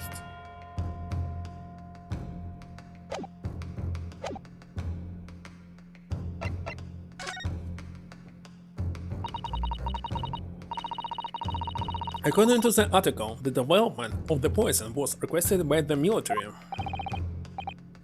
Yes, a troubling revelation indeed. It's very worrying. And yet, even more worrying. Wait a second, I was wrong?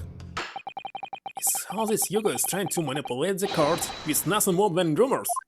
Are you serious? I said it's this one, about eyes, but I feel sure Ray had a good reason for the actions, and I feel sure the explanation is somewhere in this newspaper article. What? There was on some other page or something?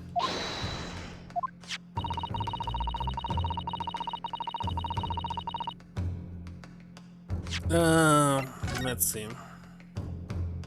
Deadly poison, Bill secondly developed at the University of Forensic Center, was stolen. In the smallest amount entering the body is a via the mouth via one from poison-laced blades. Oh, this one! Oh my god. Well, it was definitely poison, so I thought about this. Okay. The article reveals the following property about the poison in question. When the toxin enters the body on a knife laced with the poison, is rapidly absorbed and causes death in minutes. Are you suggesting? The knife used to attack Miss Brett was laced with this very poison. Would explain why the defendant, Memory's son, have withdrawn the blade as soon as possible. Yes, the truth is, it was an attempt to stop the poison from entering the victim's body. What? It's complete and utter nonsense. Not at all. The defendant withdrew the knife blade from the victim's body not to accelerate the woman's death, but to save her life, and the prosecution cannot deny the possibility. Have you not read the post-mortem report? The cause of death was hemorrhage. The word poison appears nowhere in the document. Well, that actually disappears in the document. It's because by acting quickly to remove the blade, the defendant prevented the poison from taking her. This is clearly desperation. The whistle's last breaking of wind. Poison has nothing whatsoever to do with this case, as I believe the defense is well aware. We have no proof that information in these wretched newspaper articles is at all reliable anyway. In that situation, what the student should have done is wait for medical assistance to arrive. But instead, you claim she suspected poisoning and took the potentially lethal decision to remove the blade. She must have had a strong reason for her suspicions then, or the argument makes no sense. Exactly. Well put, Inspector. On what grounds did she do it, Yukon? Why did Ray suspect the stolen poison was involved? If you want grounds, I'll give you grounds. What? You can't possibly... From your expression, Counsel, it would appear those are not empty words. But naturally, as you stand in this courtroom as a lawyer, you must be aware that words alone, empty or not, are of no value in our modern judicial system. The court demands evidence. Yes, Your Excellency. I'm well aware of that. I've seen it many times. From my place at his side, in the Old Bailey. In that case, Counsel, you will present the proof to the court now. What evidence demonstrates a clear link between this case and the poison in the newspaper article? Well, it's post-mortem only. I would ask the court to refer to the notes section of the most post-mortem report, which reads: extreme meiosis, pupil constriction was observed in the victim. Clearly, being a yokel with no knowledge of forensic science, I have no idea, so please, do tell me. Presumably, the fact that this condition of the victim was noted in the post-mortem report means that it's an unusual symptom of death. Well, under normal circumstances, the pupils dilate when someone dies. If there was extreme constriction instead, that's most certainly unusual. Yes. What are you doing, you yokel detective? It's a newspaper article said the following information about the stolen poison. Onset of symptoms occurs in minutes, ending with acute contraction of the pupils prior to death. What? If the defendant, upon seeing the victim stabbed in the back, happened to notice the pupils of Miss Brett's eyes had constricted severely. Yes, as a medical research assistant, she would have suspected poison immediately, without doubt. Prosecutor Aochi, I think you agree. This is very compelling evidence. You, yokel student and yokel. What? Professor, maybe. Let's see what he said. And yeah, Professor, I believe the defense has extremely demonstrated a credible reason for the defendant's actions. No. Eugen Mikataba. Yes, Your Excellency. I believe you are best placed here to confirm or deny the veracity of the defense counsel's arguments. You will tell the court the truth about the details reported in this newspaper, please. It pains me to have to admit it, but I'm afraid I don't know. You don't know? The toxin was kept under lock and key in my laboratory, certainly, but I was unaware of any theft. You mean to tell the court that the reports of this theft are unfounded? No, Your Excellency. Without returning to the laboratory to investigate myself, I couldn't say. Listen to the bumbling academic. And aware of the theft of secret state research from his own workplace until he reads of it in the newspaper. I take full responsibility for the incompetence of my supervision. What a pitiful situation for a university professor. You should have more control over your students, rather than allowing them off on killing sprees. It's totally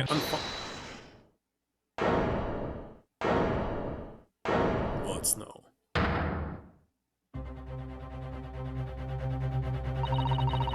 None of this is Professor Mikadaba's fault. It's all my fault.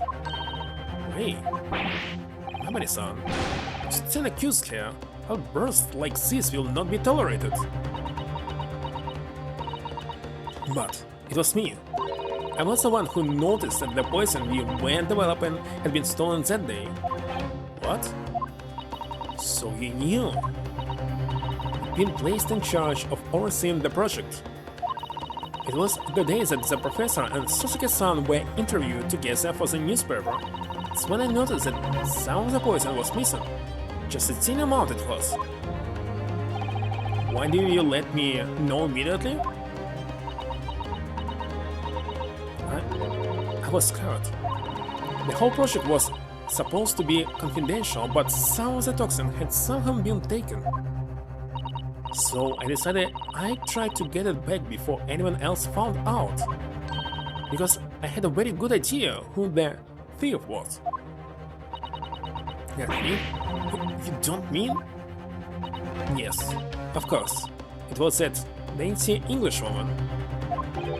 Miss Giselle Brett? That's why I decided to join the little group of people going to the seaside. Inside the beach hut, I confronted Miss Brett. But she just sat on a stool at the back of the hut, smiling sweetly at me, as if she knew she was untouchable. I know it was you who stole the poison. Well, no. Whatever do you mean? And then, she suddenly got to her feet, before falling to her knees in front of me and then collapsing on the floor. That's when I saw the knife in her back. And that's why there's a small hole in the back, isn't it? Indeed. I noticed it from the very beginning. Just didn't know that she was sitting here, now I know. I couldn't understand what had just happened. And then, a moment later, I saw seized with fear. I was seized with fear. The pupils of your eyes they'd shrunk to tiny pinpoints. Can't believe it. In other words, you realized that the victim was suffering the effects of the stolen poison.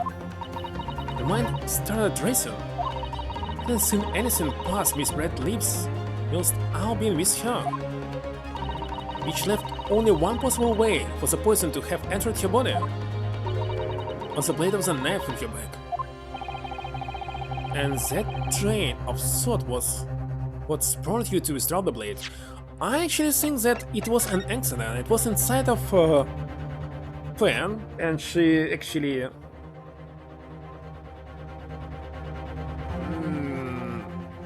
touched the face of it, or how's it called anyway, and was poisoned immediately after she was stopped.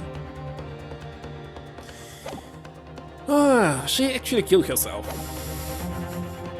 Okay, who used the knife? I don't know.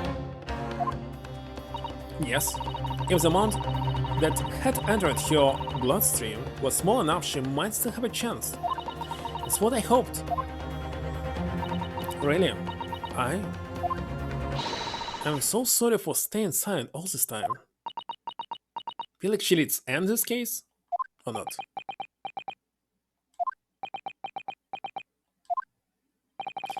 Your attempt to hide the truth of what happened is not something that can be overlooked. However, I've duly noted the courage with which you confessed in the end. Thank you, Your Excellency. It's barely perceptible, but I do think the balance has shifted a little here in this courtroom now. Your Excellency, do not be deceived. The victim just collapsed before your eyes, you say?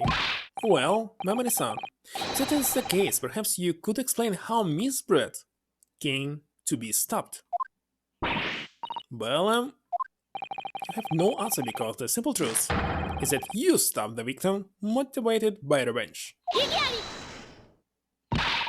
But you have no conclusive evidence to prove that assertion, do you?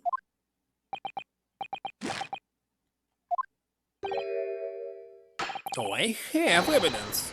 It's very much conclusive. Another witness? What's the prosecution counsel up to? To speak, but he hesitated for a moment there. I'm almost sure about it. You solved the puzzle? She just wanted to scratch her back with a knife and accidentally stabbed herself? Well... After this collapsed and used her pen on her hands or something and got poisoned? Well, definitely it was inside the pen. So she poisoned herself, that's for sure. About knife, I don't know.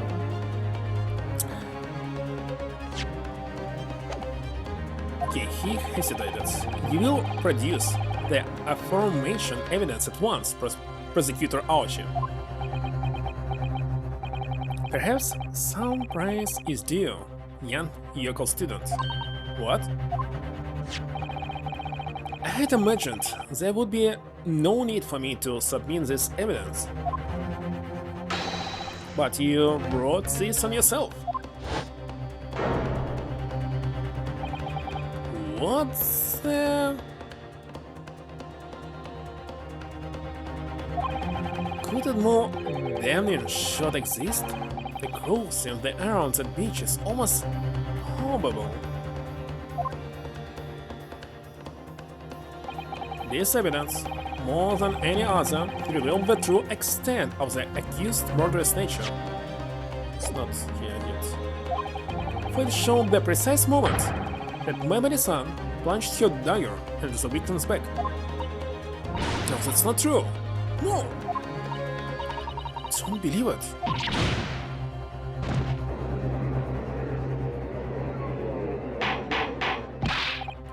Order! Counsel for the defense.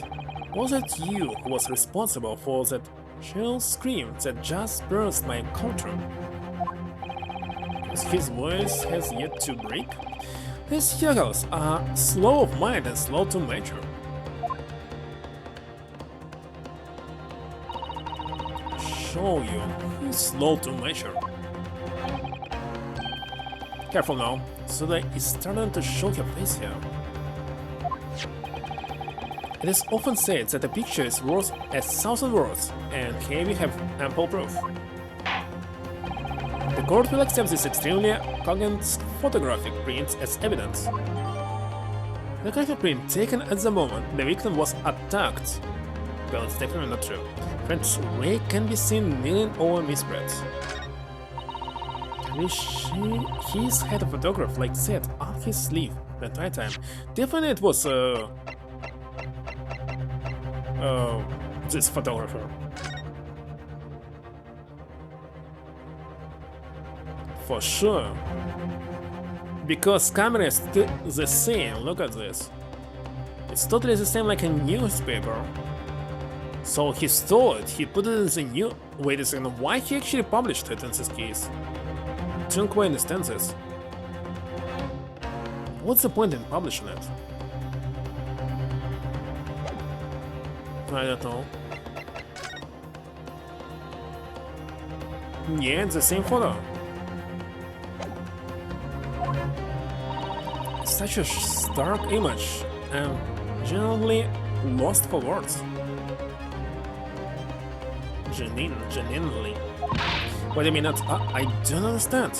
How did you... I mean, who took that photograph? Ray. That's of no importance here. Stop trying to divert attention. That's an absurd thing to say. It's crucially important. Whoever took this photographic print was a witness to Miss Brett's death. The court must be allowed to hear this person's testimony. I will uphold the defense's demand. The prosecution will reveal the identity of the person responsible for taking this photograph at once. Well, I'm afraid I can't do that. Pardon? You see, the print arrived at the Imperial Police Bureau headquarters by express post yesterday, but there was nothing to indicate the sender's names or others. The provenance of the print is unknown. Goodness. Are we to understand then, counsel, that in full knowledge of the fact that this photograph has the markings of origins, you nevertheless believe it fit for submission as evidence in the Supreme Court? When you first produced that print before, I noticed that you hesitated for a brief moment, because you knew that it wasn't completely reliable evidence, didn't you? Silence, you Yukon student and blubbery professor. What matters is the blatant truth that this print so eloquently expresses. but the defendant has already admitted to pulling the blade from the wound. This isn't the moment that the knife was plunged into the victim's back, but the moment was withdrawn?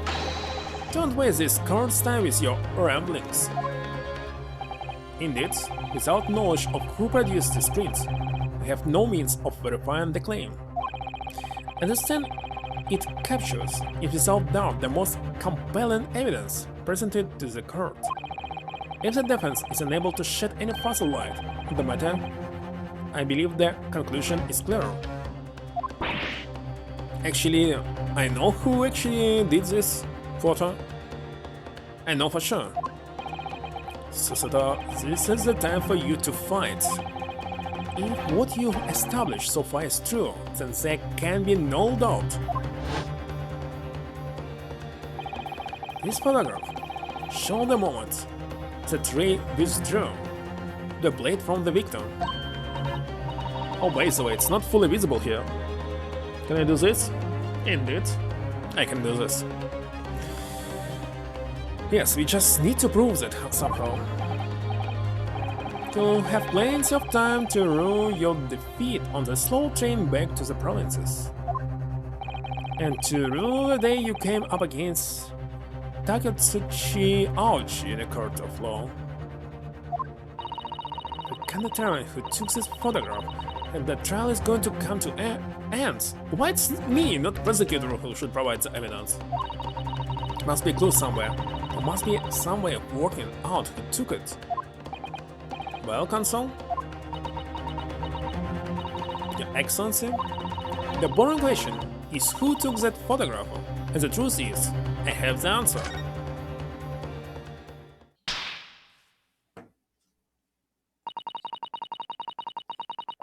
It's isn't about whether I can or can't come up with the answer now. I simply have to. The identity of the person who took this dramatic photographic prints is, I assure you, something the defense can and will reveal. No, you can't possibly. But if you so boldly claim that you can, please do enlighten us. Unfortunately, I'm unable to present a name. How utterly underwhelming. Did you really believe? However, I'm able to present evidence. The defense has a piece of evidence that reveals important details about the photographer's identity. Very well then, Consul. Present your proof to the court. Which piece of evidence do you claim reveals something about the identity of the mystery photographer? Well, kinda obvious at this article. What is it? The newspaper again? Russia's England attorneys tell all. It's not the headlines that's relevant here, Your Excellency. It's a photograph. If you look at it closely, you'll notice that there's some white lines on the right-hand side. Oh yes indeed, it already caught my eye as it happens.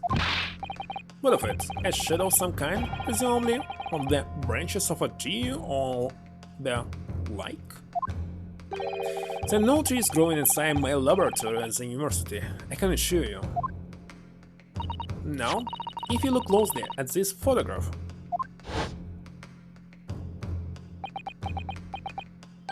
good gracious! Yes, exactly the same pattern of lines is present on this photograph too. Well, that tells us nothing.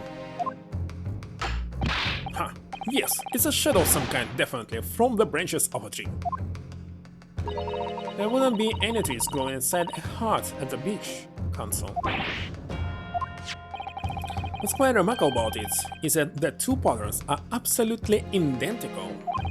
How could such an extraordinary similarity have transpired? Curious matching patterns that appears on both photographic prints is a result of some tree branches. A camera defect. Obviously, it must be due to a problem with the camera used to take that photographs.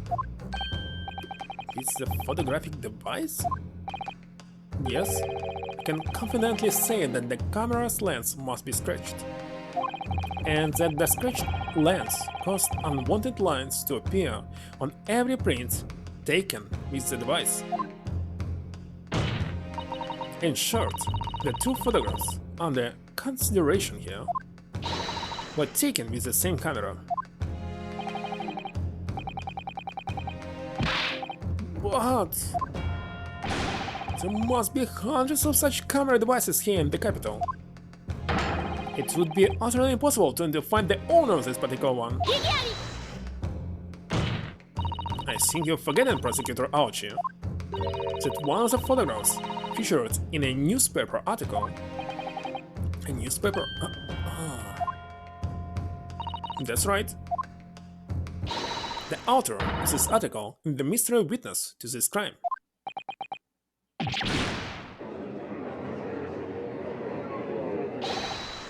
Many men know? What?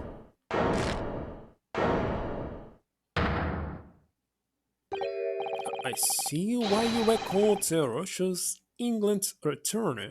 What are you yelling about? You already testified. It's many memo, I tell you. Many memo. Many memo. Oh my god, what is many memo? Sasuke-san, what was that? Did you say many memo?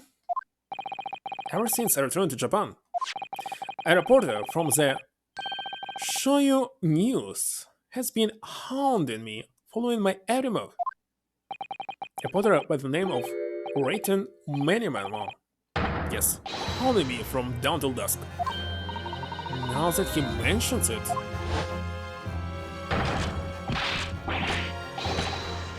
Yeah, I saw him from the very beginning. Could that same reporter be?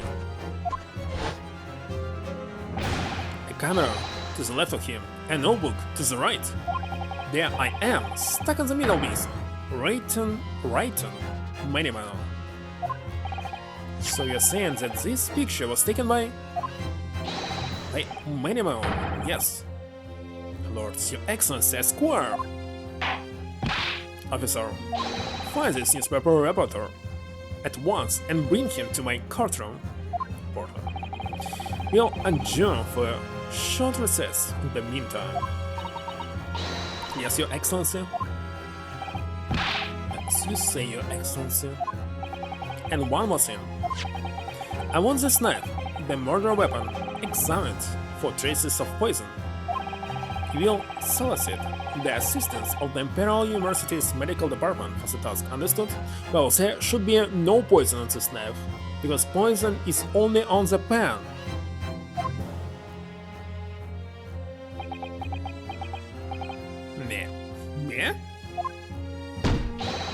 Me?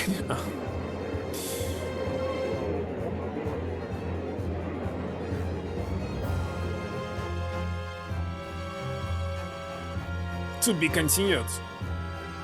First part is done. Already. It's 9 PM. Kuluk should arrive in 1 hour or 2, by the way. He's going to continue police notes. So...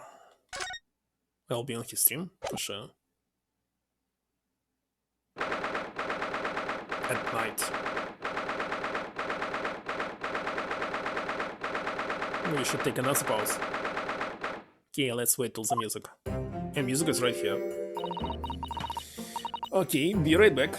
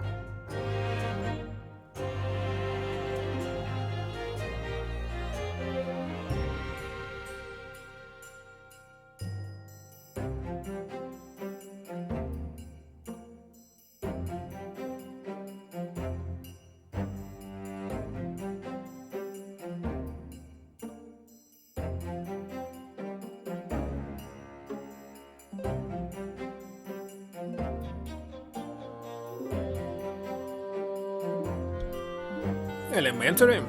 For some reason, when he tried to say it in Russian, he said it's Elemensky instead of Elementarno. I don't know why. In the first game. I'm so sorry, Susudo.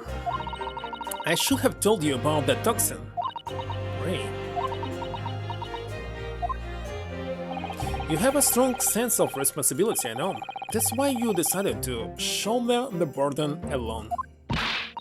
No, that's not it at all. I was scared of my failure coming to light, that's all. So I hoped to retrieve the... I got another salt on the way. So I hoped to retrieve the substance from the Englishwoman before anyone found out. Before the trial started, do you remember what you said, Susuto? That you had no doubt in your mind about my innocence, that you stand by me to the last. I remember. And yet I didn't deserve your trust in me. I hid important details from you, Susuto. I completely betrayed your faith in me. Hit me, Susuto. I deserve it. No, in fact, throw me to the floor. No, that's too good for me as well. Drag me through the city streets. No better, you know. Oh? Even so, in my heart I knew that you'd pull the knife blade from Miss Brett's back. There was just a brief moment when, in my mind, I doubted you. Susuto. I'm sorry, after I stood here and promised you that I'll stand by you and always be on your side, I betrayed your faith in me too. And as such, I failed you as a lawyer. I think the situation has taught both of you a valuable lesson.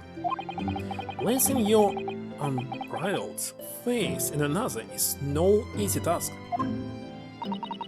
Yes, Father. That fact has suddenly struck home. Which is why I can see more clearly now. So, Ray, yes? Can you find it in your heart to forgive me?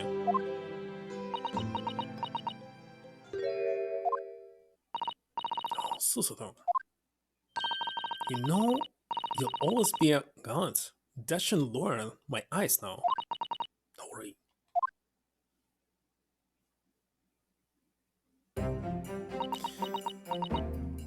I was so scared, you know, when it happened. I didn't know what was going on. The Englishwoman was sitting at the back of the hut, listening to what I was saying. I know it was you who stole the poison. Well, no, whatever do you mean? And then, a moment later, she suddenly got to her feet before collapsing on the floor in front of me with a knife in her back. It all happened right before my eyes. And you were the only people in the hut at the time? That's right, just Miss Brett and myself, there was no one else. So just don't understand how she could possibly have been stabbed like that. A great mystery indeed. I still can't believe it happened, that's why I just couldn't bring myself to speak up. It will be alright. However, it happened, and whatever already went on by the sea that day, I promise you that I'm going to prove everything you've said, you saw is true. Spoken like a true Mikotoba. Now, I think we should discuss what's coming up in the trial, don't you? We don't have much time, we must make sure we have our facts in order. Yes, I expect the poison is going to come under close scrutiny in the upcoming proceedings. The police should hopefully have identified it on the blade by now. It will not.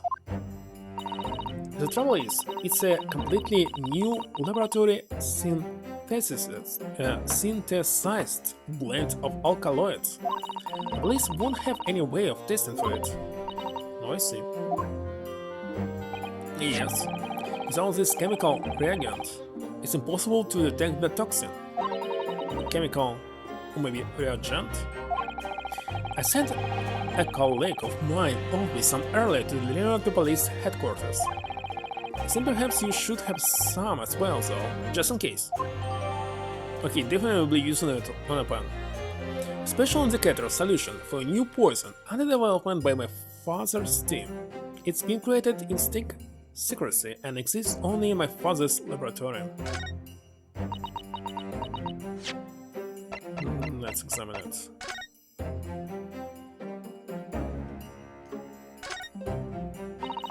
The level appears to be written in a foreign language that I don't know. It's German, so your knowledge of English is going to be of little help here, I'm afraid. Well, it's gonna turn upside down, but I know German, and what is this? But not handwritten German, that's for sure. Couldn't you just have written medicine on it in Japanese? Then we'll all be able to read it. German is the international language of medicine? Really? My dear, had never heard about this. German is the international language of medicine. But yes, I can certainly see the merit in labeling the bottle in Japanese. I saw it's Latin. I mean, all these reagents are in Latin. Why it's in German? So I'm not sure medicine would be entirely appropriate. Let's see. What is the first letter? R? Maybe it's like... I cannot read this written. Okay, this A and Y, but next L? Aim and last one, what is this? Sorry. What's the matter, sister? You're suddenly very quiet. It's this newspaper article. Exclusive. Deadly poison stolen from UMA Medical Research Laboratory. I'm wondering how the information got out, given that it was a government secret. It's all the Englishwoman's doing. But it was when the professor and Sasuke-san were being interviewed at the laboratory. A so-called English lady sworn in and without any compunction said to Professor Mikatova, "Oh, Professor, surely your guest would love to hear about your work on that substance there." It put me in a very awkward position, to be frank. But Suzuki-san's curiosity had been piqued, so I had little choice but to give him a cursory introduction. Why, doctor? Why, indeed. Indeed. Completely unreadable. So then, Sasuke-san knew about the poison. Yes, it's highly likely. The reporter who was writing up the story about us could have caught a glimpse of the toxin too. This many-member son. By the way, did that reporter join you all when you went to the beach? No, I don't remember the reporter being there. Indeed, he shouldn't have been. I very much doubt anyone would have wanted him there. And no criminal had been given permission by the authorities to pass by the seaside. Suzuki-san pointed out that inviting a reporter might be problematic, so the man was sent back to his office. Yet he obviously didn't go back, he secretly followed the party to the beach and took this very candid photograph. Then, presumably, he posted it anonymously to the police. Yes, that must be what happened. Console? You just heard that the new witness is now ready to testify. The trial is about to resume. Please proceed into the courtroom at once. It's time to steal ourselves once again then. Defense Antonio. Ryutaro Naruhodo. Yes. Ray has put her face in me now and told me everything, so I can't let you down. I have to prove that what she is telling the court is true. And to prove what really happened that day. I still don't understand the motive. Why was she killed? Because somebody wanted to get this poison? But they didn't get it? Yeah, that's why she poisoned herself to not let somebody get the poison. It actually explains it. That's right, she was stubborn and she poisoned herself. Despite that she might survive but not survive poison. Very complicated. It's complicated, this means it's not true. How do we call this court to order as we reconvene to... What is this? Doesn't matter. To continue the trial of Ray Membony. Prosecutor Archie, have you summoned the new witness? Before I address that question, Your Excellency, I have some very important news to share. Oh? What news?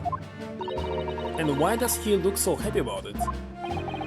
Your answer says, with the collaboration of Professor Mikotoba's laboratory at Yume University, the police re-examined the knife that was used to end Miss Giselle Brett's life. Excellent, I admire your rapid handling of the matter.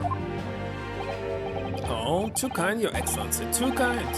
I was merely carrying out your instructions, of course. Had the urgent delivered to police headquarters by rickshaw, so it would be a damn good time. But judging by the man's swagger, I fear we might need to brace ourselves for the unbiteable. And console, what were the results? This dagger, which was so cruelly used to end the life of the victim, has no trace of poison anywhere along its blade. What? Are you sure about that? I would stake the reputation of the police on it.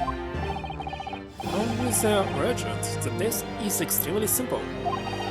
They couldn't have made a mistake. The small knife from the scene of the crime that was found in the victim's back. No trace of poison was found on the blade. Let me check it.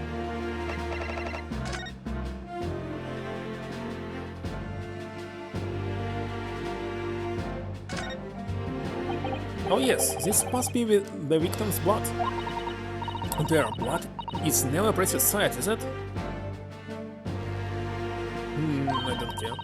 I'm going to find the urge to run it under a hot tub and get it clean. I've been fastidious about cleanliness, haven't you? I think this is something else, Father.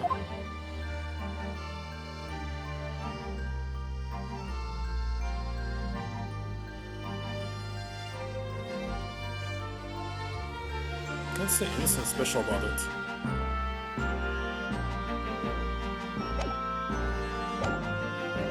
In short, the accused feeble excuse earlier has been utterly destroyed.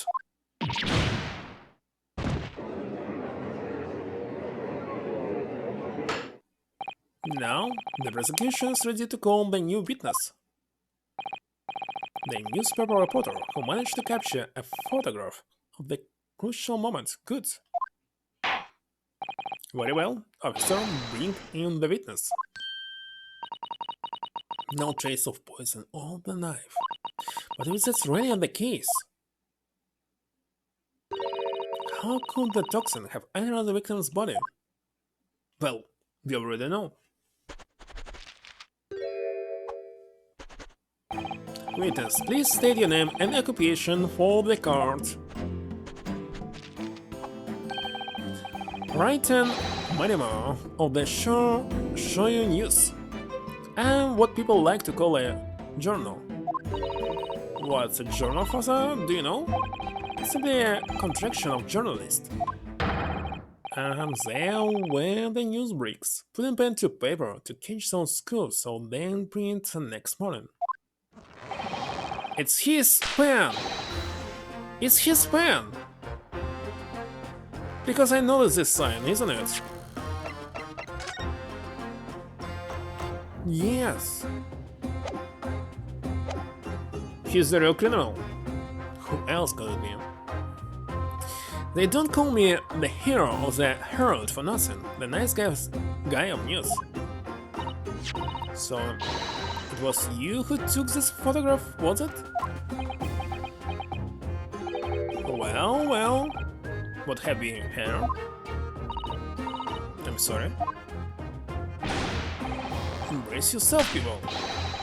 Many mama senses a scoop in the oven. Female student up to foreplay defended by curiously handsome young lawyer, Supreme Court. The readers will love this up. Set it above the fold at 72 point in a 5-leg forward for the morning edition. Alright then, let's start with your name. No, it's Ryutaro Naruhodo? Next, what made you want to become a lawyer? Well, wanted to reform our country's legal system, I suppose. Ryutaro has suddenly become very ambitious, I see. Just brought Kazuma-sama's dream for a while. By the way, my name is Taketsuchi Aochi. That's Taketsuchi Aochi. The so-called dark horse of the Supreme Court. My objections strike fear into every defense lawyer's heart. No, the readers won't buy that. But witness. Yes. What this card demands to know is whether or not you were responsible for the taking of this picture. It was delivered anonymously to the Imperial Police Bureau only yesterday. Yeah, I wouldn't be a journal if I didn't click quick when president with a scoop like that now, would I? Sometimes stories go out to me, sometimes I have to chase them down, but either way, you've got to be fast. Can I see his portfolio? 38 years old? He looks very young, by the way. Because he's younger because of the mustaches or something. And you even younger! Looks older because of your white hair, maybe? Journalist for the Shonen News, who's currently following Sasuke-san everywhere, reporting on his every move. As a result, he is an eyewitness to the incident. I don't know why he can be a criminal. Why? But everything indicates that it's him. Another journalist? This news? Sometimes stories go out to me, sometimes I have to chase them down, but either way, you got to be fast. Fast legs to run with and a fast hand to write with. It's no good if you don't know it. Don't, I always say. That's what I call my many memories. Many memories? Oh yeah, I remember your face. We met that day when you were interviewing myself and Sasuke-san. Yes, right. That was me, Manimama again. But you were supposed to be going back to the Shonen News offices after our meeting. But the scoop is I didn't. Because that English woman's words had piqued my journalistic interest. Miss Bradford? A criminal. Left to do as she pleases. Just because she happens to be a British citizen? It's hers not. This country's judiciary is rotten to the core. Oh, that's why you killed her. Say he has 2 pencils. But on this photo he has a pen actually. Well, this means only that his pen now in our court records. Supreme Court's ruling answer the paper they write on. The police are just imperial pawns. State-owned can win the complex political issues at play. Well, anyway, I quickly jotted down those words she said in my memo pod. Are you ready? I'll read it out. It's all here. Right, here goes. I should like to go with everyone to see your country's coast. A serious criminal going on some junket. The people need to know about it. That's why I decided to sneak after them. To get the woman's story, so I could hammer her in the press. You mean to say that you did indeed witness it firsthand? A green sand portrayed in this photograph? Oh yes, I saw it with my very own journal eyes. From start to finish, through the viewfinder of my trusty camera. God, he's fast. Thank you, Minimum-san. You will now give a formal testimony before the court. You will state exactly what it is that you witnessed of the events surrounding Miss Brett's death.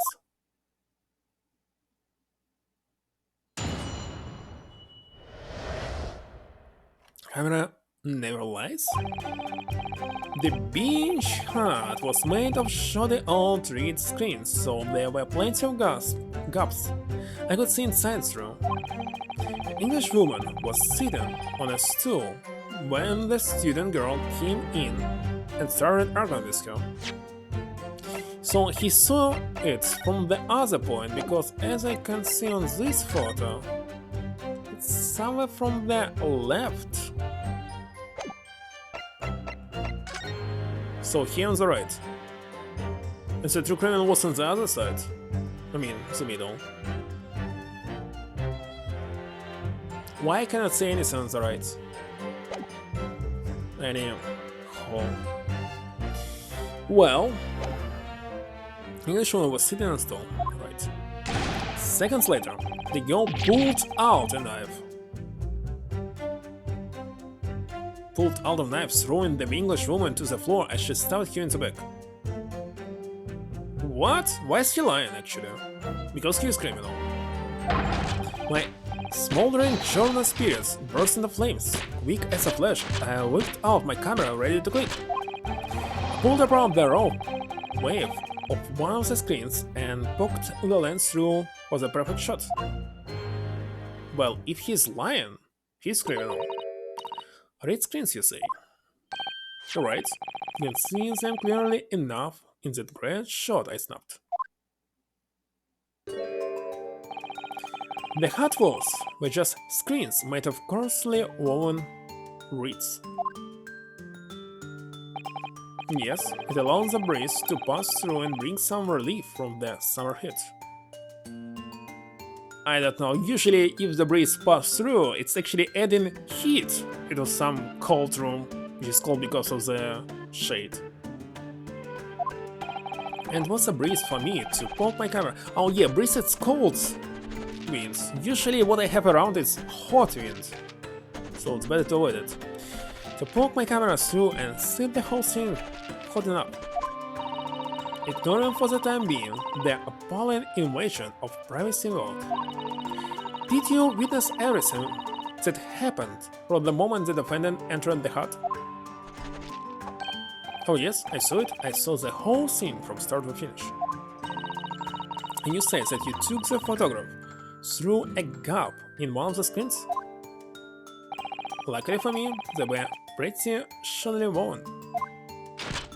I pulled the reeds apart and thrust my lens of my camera through the gap. Would I get away with it, or would I be seen?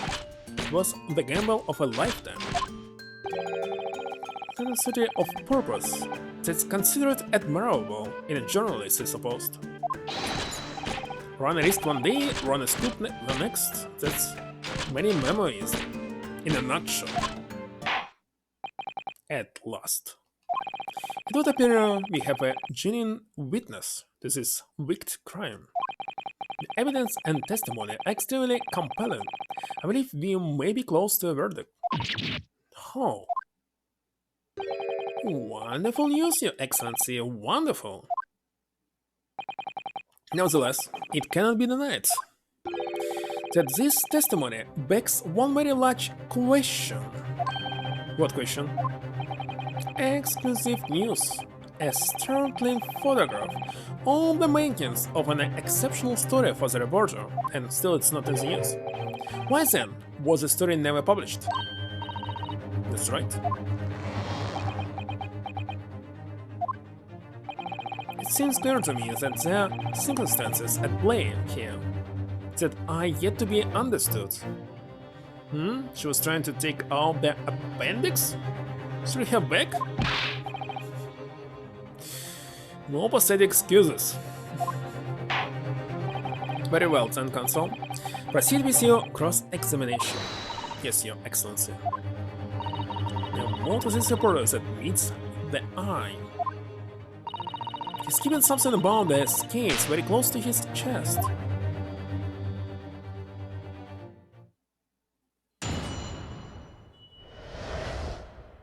Okay. The beach hut was made of shoddy old reed screens, so there were plenty of gaps. I could see inside through. Let's see. What made you want to see what was happening inside the beach hut in the first place? Call it journal instinct. Can you think of a better reason? Oh, I don't know, perhaps because as well as being a proven criminal, the person inside was a young woman. Oh, I see where you're going with this. Brace yourselves, people. He's painting the journal as a wearer. It's hardly a slender sir with a camera and you were taking pictures without the woman's knowledge.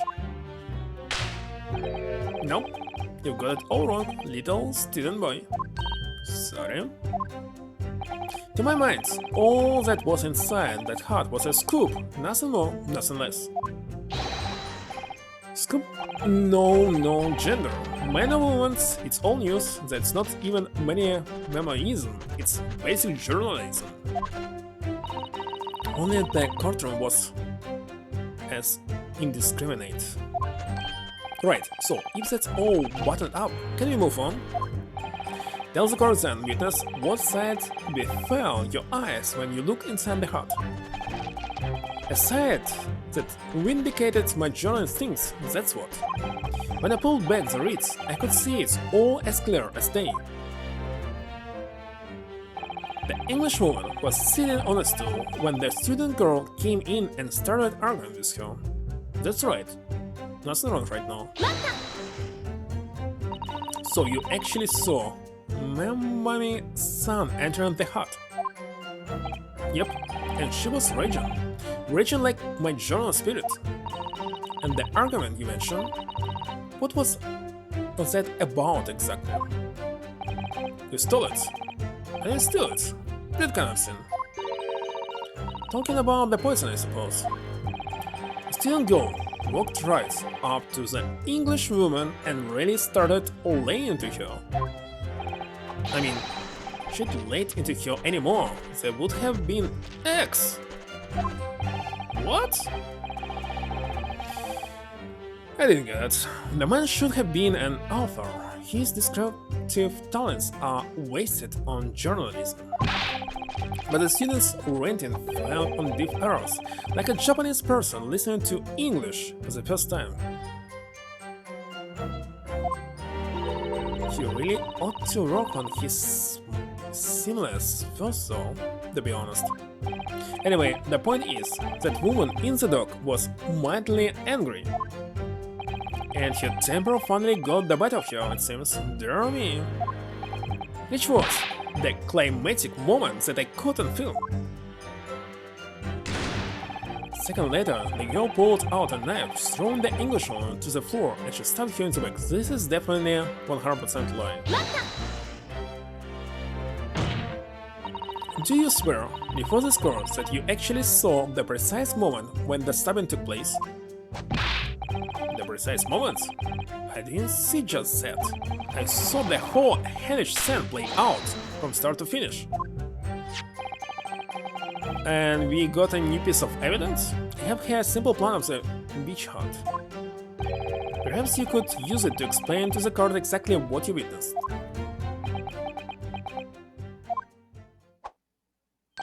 Alright you are. It's all here in my many memo pod. Let's see. And he peered from the top now. When I first peered into the hut, I'm sure that the Englishwoman was on the stool at the back of the hut here. Yes, the accused's own testimony confirms it. She just sat at the back of the hut, smiling sweetly, is what I have noted down. It's my turn to testify now, trying not to interrupt. Then, the next moment, as I was watching, the evil student girl entered the hut. After a while, the pair of them ended up in the middle of the hut, arguing furiously. The Englishwoman went for the student, but the girl dodged out of the way. And in a flash, plunged the knife into her adversary's back as the two passed each other. What you describe is a grim crime indeed. Never sugarcoat the truth. That's what many memoirs says. He plans the lot of the small beach hut where the victim was found. Let's see it.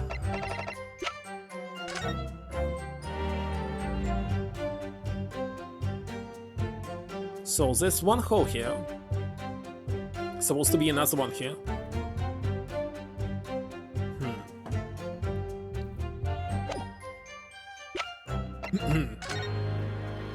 But she's on the right here.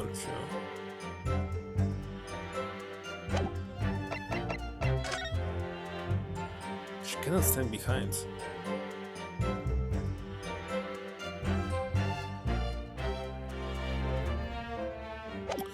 Let's see. By the way, many Mama-san, whilst you were watching the terrible scene unfold before your eyes through the gap in the screen, did it not occur to you to try to prevent the tragedy rather than capture it on film? Journalists have to be observers. We can't get involved. That's our reason. The terror had never heard this word. It's French, isn't it? Anyway, he's wrong because journalists are not observers. They act in. They're writing news because they want to change something. They're not observers. Totally wrong. So you didn't converse with Miss Brett at all? Someone who's thinking like this is not journalist, but something else. Obviously not. Observer always remains on the outside, looking in. And that's something to be proud of, is it? Your Excellency, if I may. Yes, Professor? I think the witness' last expertly phrased statement should perhaps be added to his formal testimony. So, what are you? I will grant the defense's request. Madam Mama-san, you will supplement your formal testimony with the aforementioned statement. Well, legalism is the foundation of many memories, but I'll gladly prove that my words aren't meaningless.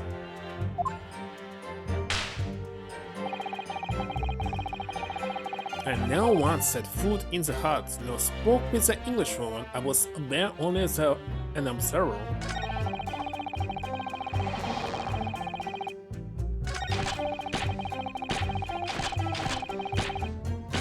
This time?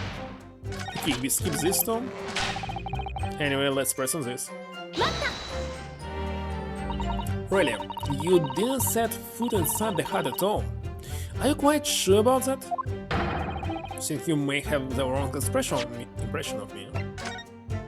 No, he definitely didn't go, because he didn't grab this pen back. Was not able to do this or something.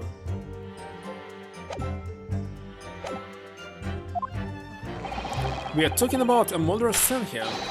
My nerves were stretched to breaking point already. Oh, I see.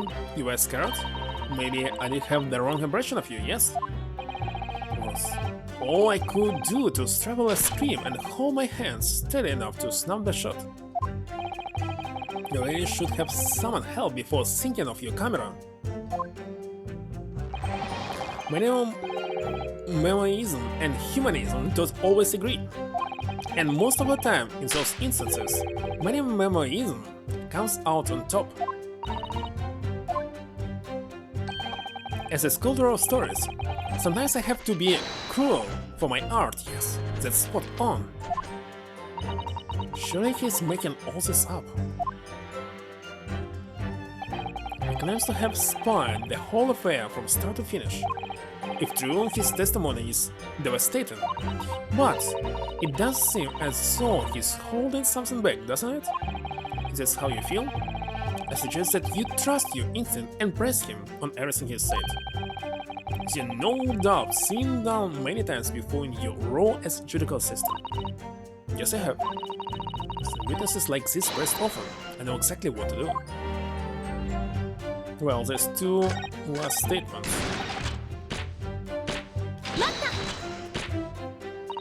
The court is fully aware of your desire to capture the incident on film, I'm sure.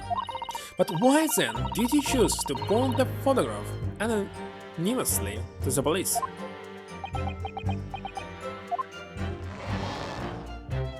I'm afraid I don't understand a word that's coming out of your mouth. I'm asking why, as a journalist, you decided not to make a story out of the incident. Think of me as a sculptor who makes art out of the sordid, private details of other people's lives. But I never discuss my own personal life on principle. I mean, that's basic memoism. I'm not something to boast about. It's not. No doubt your burning desire to see the truth exposed and justice done was what motivated you. That's it? That's brilliant. My burning desire to see something or other exposed. Has to be a good reason why he didn't think to write an article about what he saw, though. On your own vision, you went outside the hut. How then did you manage to take the photograph? Oh yes, that. I'm glad you asked.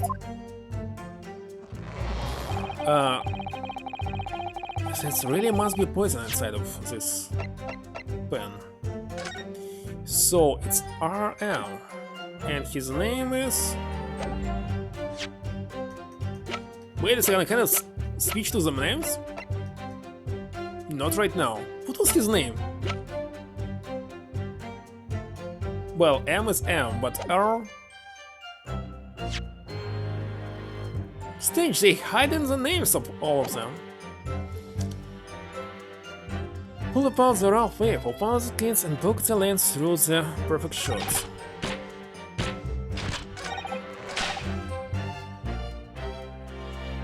What if I... Okay, let's press on this one. So the cell president. Why are the two women inside? Didn't notice? Obviously not. If they had, where would I be right now? In jail, that's where. Which you think would make you reflect on what you were doing. No, a journalist's job is to collect little snippets of life as unobtrusively as possible. Leave nothing but footprints. Take nothing but photos. Yes, that's spot on. He just makes it up. The point is, the witness risks life and limb to obtain this photograph. And this photograph reveals the whole truth. There's nothing more to be said.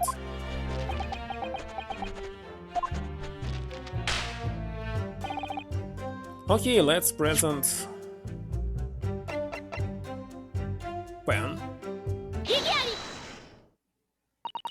Many Mama-san, until now, I've had a firm belief that newspapers are in the business of uncovering and publishing the truth. Mm, actually, not. They also doing propaganda and other stuff. You spot on them. The press doesn't lie, which is why I'm proud to wear the emblem of the Shoyu News on my arm. In a way, that's more minimalism. Sadly, though, it seems that journalists who write for those papers don't always share the same passion for the truth. What is suggestion with this recriminatory words console? Many Mama-san do recognize this fountain pen. This pen was found at the scene of Miss Brett's death. In fact, the murdered victim was wrapping it in her hand as she died. Gripping. What are you? If you look at the barrel of the pen, you'll notice that its owner's initials are engraved there. RM. Yes. Thank you for bringing that up, console. Initials of the accused. Remember me. Is it coincidence, I wonder, that your initials are also RM? No! Right and many memo RM. That's horse dung. Can't you see?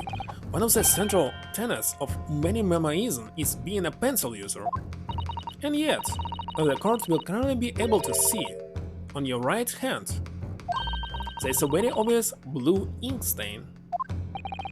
It appears that you must have rather carelessly left it somewhere recently. Your favorite fountain pen, that's it. That is. Horse done. Manuel-san, is it not the case that before she died, you met with Giselle Brett in that beach hut? Why should we listen to this absurd nonsense? It's nothing but another excuse. Exactly. Shinius will stand behind me all the way, I deny everything. There must be as many people with their initials RM as there are stars in the night sky. The difference has neither the time nor the inclination to count every star in the sky. And there's no need anyway, because this pen has more to tell. Yes, there's another clue. A clue that undeniably proves who its owner really is. In that case, console, the defense will now show the court where this alleged clue lies. Of course, Your Excellency. Well, the clue this fountain pen that reveals its own identity is kinda obvious this side. But we don't need to speak about this. It's one button. Why I still cannot skip all this text? Kokoda! As well as the initials, there is also an emblem on this fountain pen. An emblem that you will of course recognize, Many Mama-san. Goodness me, it's the emblem of the Shoyu News. In other words, the owner of this pen is an employee of the Shoyu News, whose initials are RM. Suddenly, the stars in the sky don't seem so numerous, do they? Well, Minimum-san, how do you respond?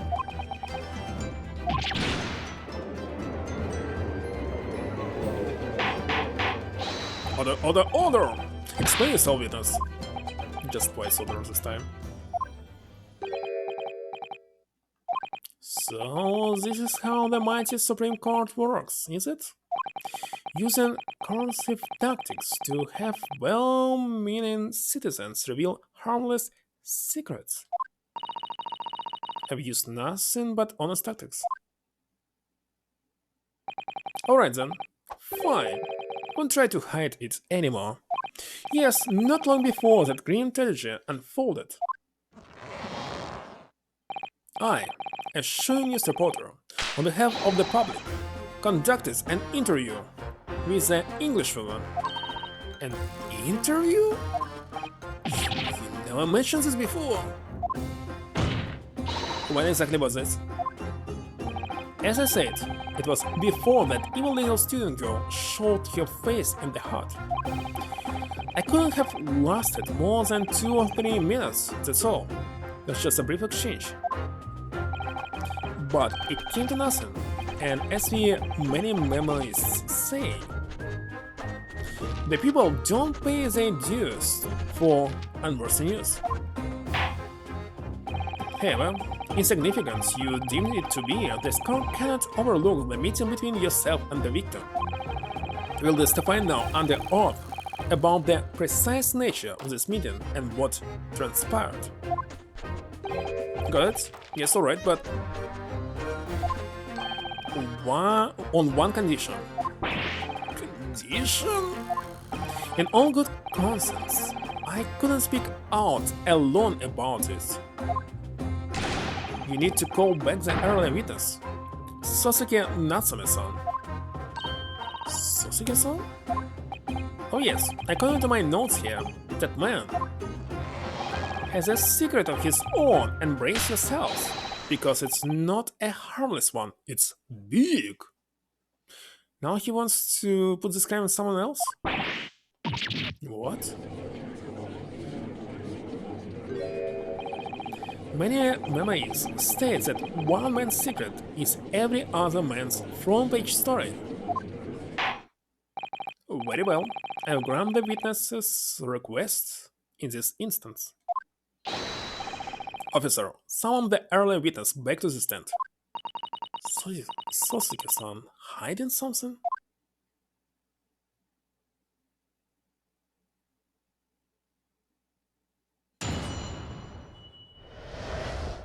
The witness's secrets. I asked the Englishwoman for an interview, but she declined, so I left the hut without making a fuss. Then, watching secretly from outside, I saw the woman being stabbed and the other witnesses come running. Detective released that the victim still had a pulse, so he ran off to fetch help. That's when this writer man here asked the woman a very significant question. But he didn't say anything about that in his testimony, which is why many memories demand I reveal it now. And so what about it? You mean to say the victim? A victim regained consciousness? Well, and when she said, did you decided to ask you a question? That's true, yes. He did, and that's not all. The woman gave him a very definite answer. An answer that incriminates the accused. This is preposterous. Why am I only hearing about this now? Why didn't you mention this before, you cuckoo heck? It wasn't even a conversation. Yes, I did pull the visceral English Rose equation. I don't deny it. But she could no longer speak. She was barely conscious even. Counsel for the defense, I expect a thorough cross-examination to be conducted here. This court must and will know the truth. Absolutely, Your Excellency. The reporter is claiming that Miss Brett implicated Ray somehow. What on earth could have happened in that hut?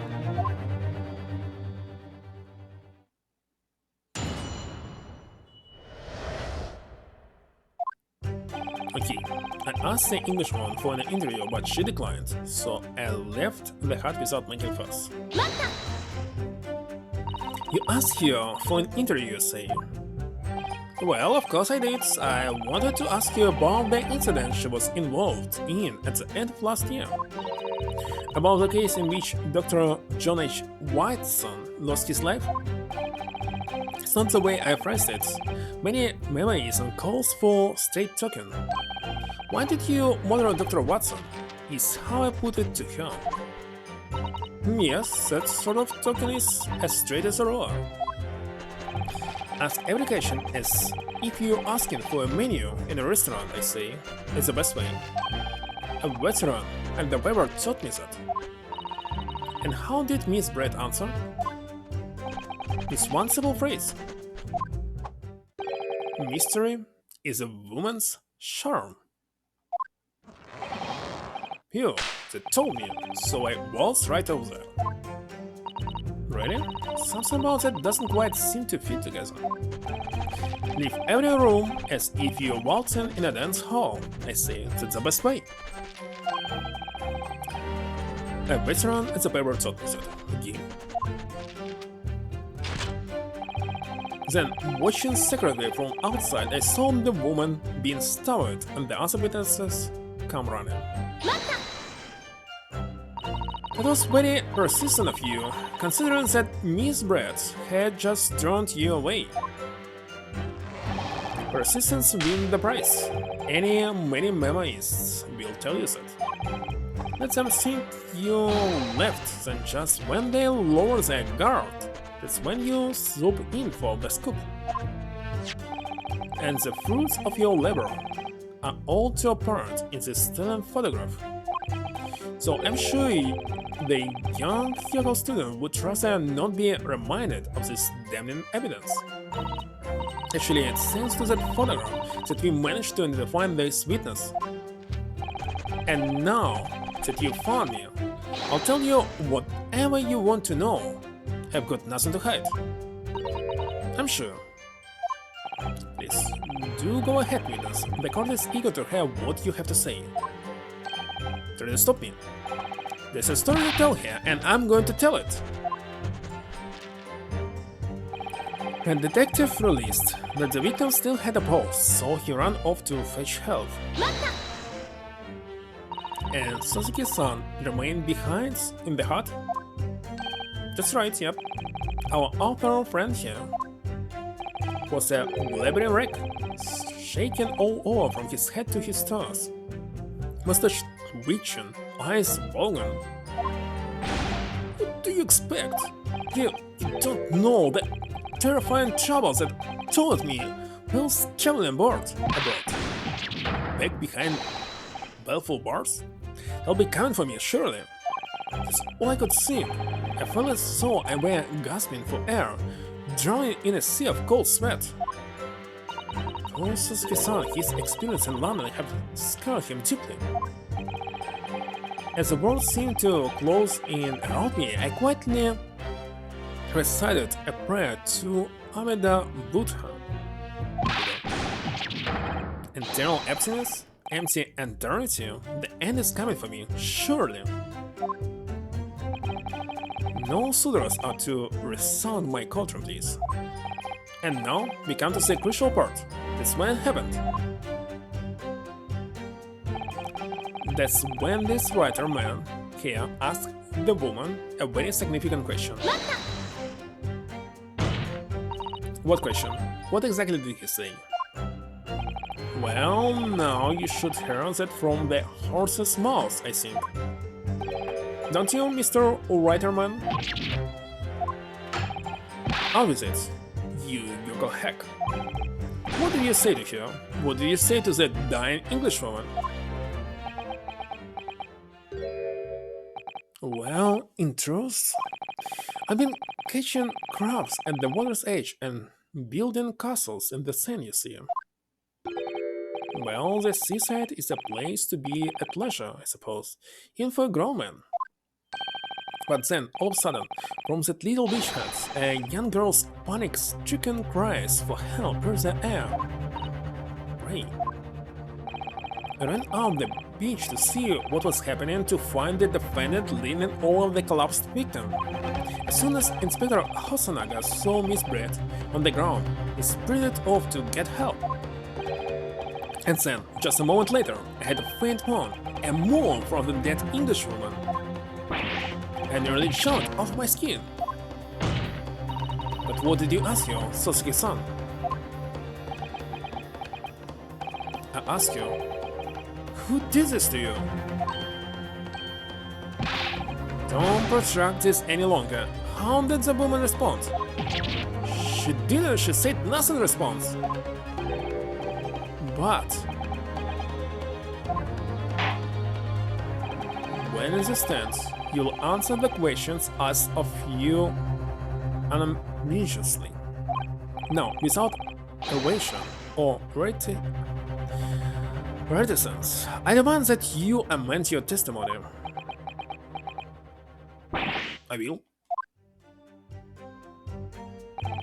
I asked you, who did this to you, but she never replied.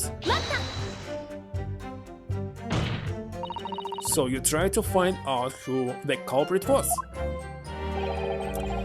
He who asks a question is a fool for a minute. He who does not remains a fool forever. It's he who asks a question is a fool for a minute. That's a fool forever. And having been labeled a criminal twice during my time in Great Britain, I was quick to make up my mind. Better to be a fool for a minute than remain a fool in prison forever. However, you indicated that the victim failed to respond. Is it correct? I know why. I know why the Englishwoman said nothing. She was ignoring me because of my stoop and mustache. Because I'm Japanese. Oh dear, Sasuke-san has really developed a dislike for the English, it seems. He reads the reports on his time in Great Britain. I can't say I'm surprised in his xenophobia.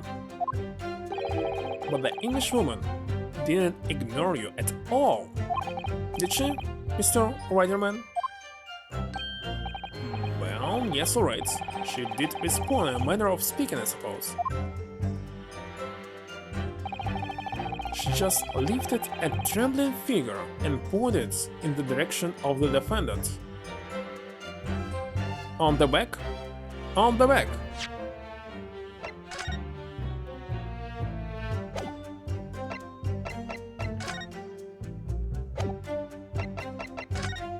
Just how else?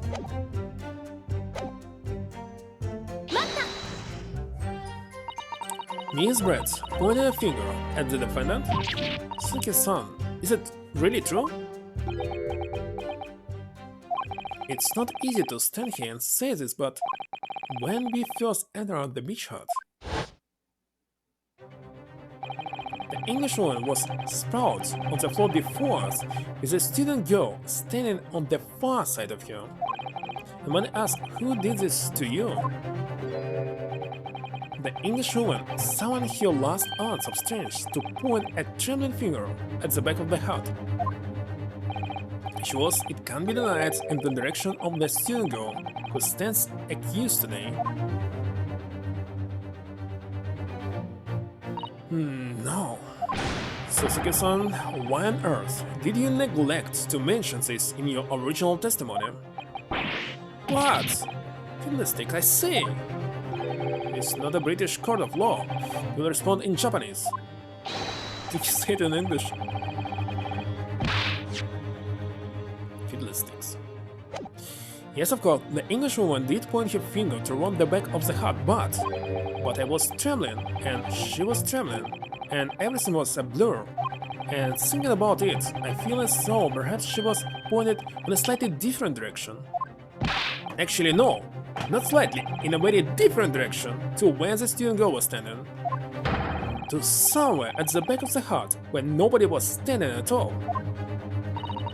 You mean that your memory of events and the direction in which the victim was pointing was unclear?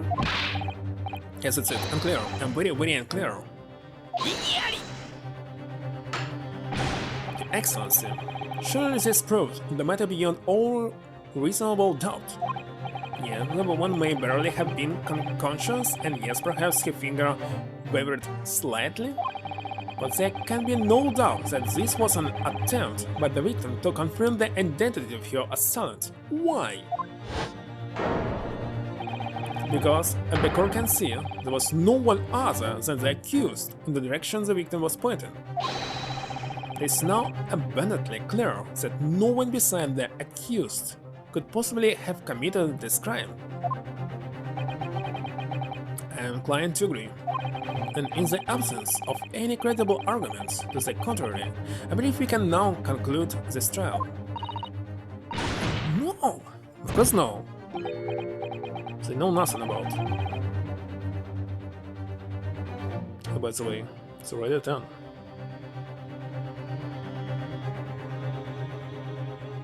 Alright. The headline's right in itself. Dashing lures, holes dashed. 92 point across the whole page. Platoon extradition. This is a serious blow, sister. As we are able to identify the two culprits and substantiate our claim with evidence, the judge will give his ruling and the trial will be over. But it's impossible, father. We don't even know how the crime was committed yet. Impossible though the task may seem, we have no choice. Must think back over everything we learned thus far. Somewhere in all those details, I'm confident we'll find the clue in it. Ray gave us her account of how events unfolded in the defendant's antechamber before the trial resumed. She told us what happened at the precise moment Miss Brett was killed. The Englishwoman was sitting in the back of the hut listening to what I was saying. And then a moment later, she suddenly got to her feet. Before collapsing on the floor in front of me, is a knife in her back.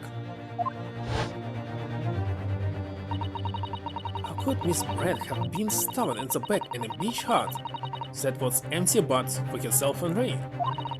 Somewhere amid all the information we've gathered so far, there must be an answer to that question. I take it then that the defendant has nothing further to add. So, the gallant young student's luck finally runs out. Can't say I'm surprised.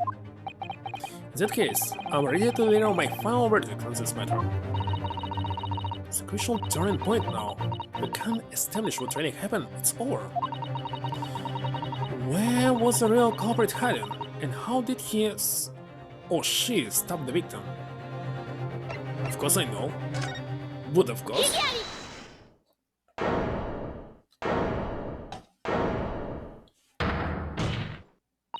Your Excellency, I respectfully ask you to postpone your adjudication, my god, for the time being.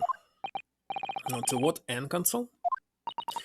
The defense would like to present the court with an alternative theory.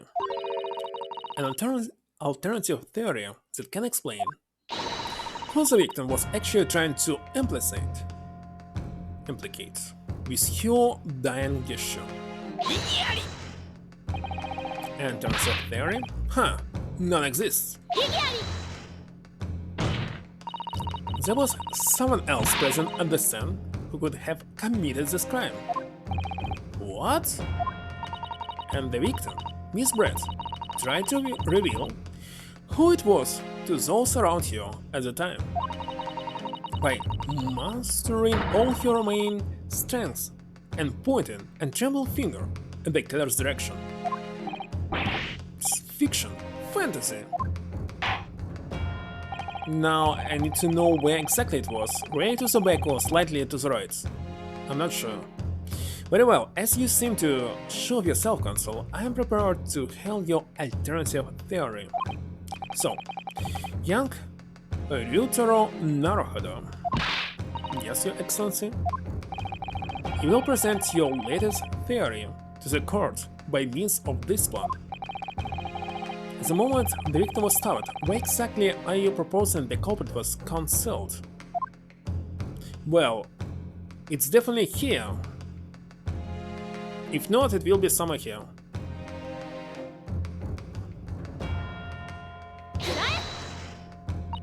The true culprit was in this area here. The console? That's right, Your Excellency.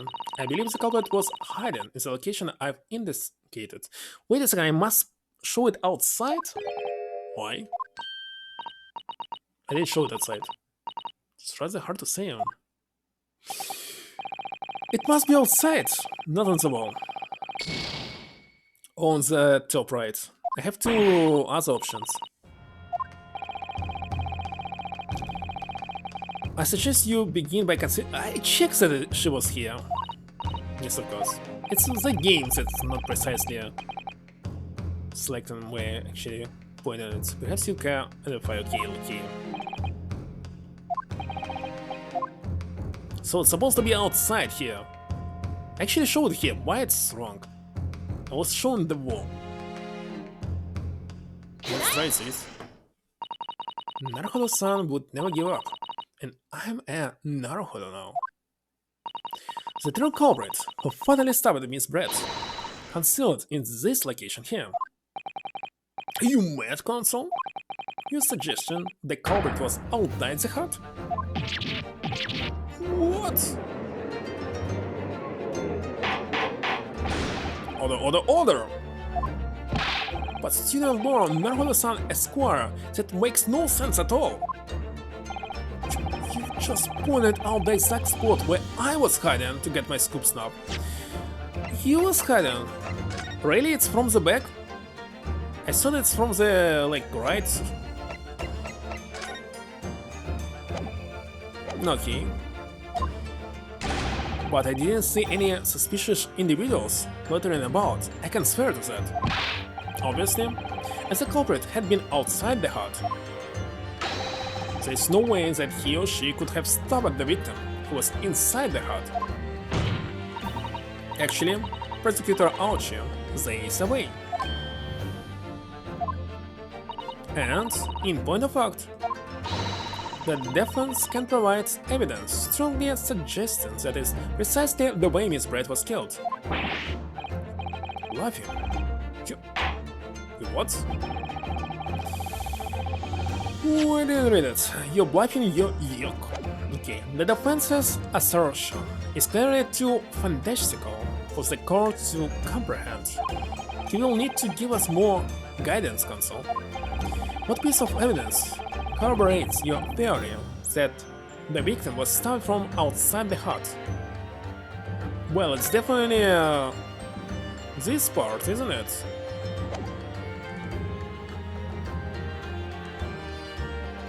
Because I don't know. The original photographic print of the crime scene? Yes, it's clearly visible in this print. The trace of the fatal thrust that was delivered from outside the beach hut. Do you take us for fools? There's no hint of any such thing. I'm not sure that everyone present would agree present. Someone, at least, appears to have noticed what it is that I'm referring to. Console, once again I must call on you to be explicit for the card. Where on this photo is a trace of the stabbing which you claim took place from outside the hut? Well, definitely this.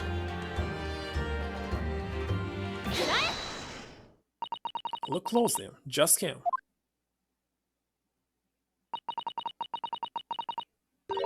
In the screen, at the back of the hut, you can see the effects of blade having been forced through the reeds. It's a different perspective now, but it should be the same photo. No, I can't see any such thing. It's true that the hut in question had 4 walls as you'd expect, however, by parting the reeds, a knife blade could easily penetrate them. This is extraordinary. Yes. Yes, indeed. The true culprits actually stabbed the victim from outside the beach hut. And of everyone present, at the sense there's only one person who could have done that. Only one person who was directly outside the heart when Miss Brett was killed. Writing many Mama-san. It only have been it could only have been you.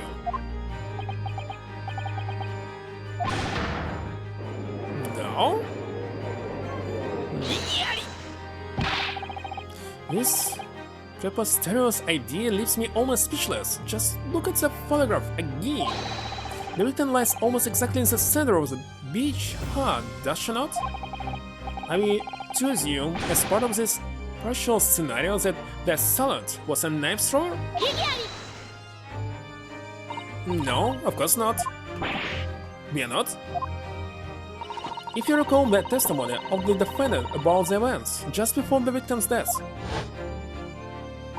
inside the beach hut, I confronted Miss Brett. But she just sat on a stool at the back of the hut, smiling sweetly at me as if she knew she was untouchable. A stool. Have another look at the photograph? The slits in the red screen would align perfectly with the back of a person who was sitting on that stool. My word! So, in fact, the victim was killed while sitting on the stool by a stab wound to her back nearly through the red screen. Having been attacked, Miss Brett rose to her feet instinctively. But then, unable to speak, she collapsed on the floor in the middle of the hut. The false defendant, memory suns about eyes, and said, "Your Excellency, is the truth of what happened on the beach that day."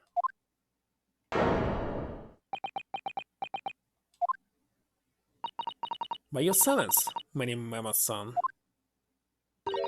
I take it that you don't deny the charge.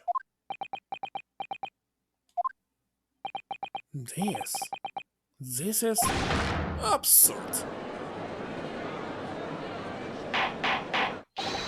That will do.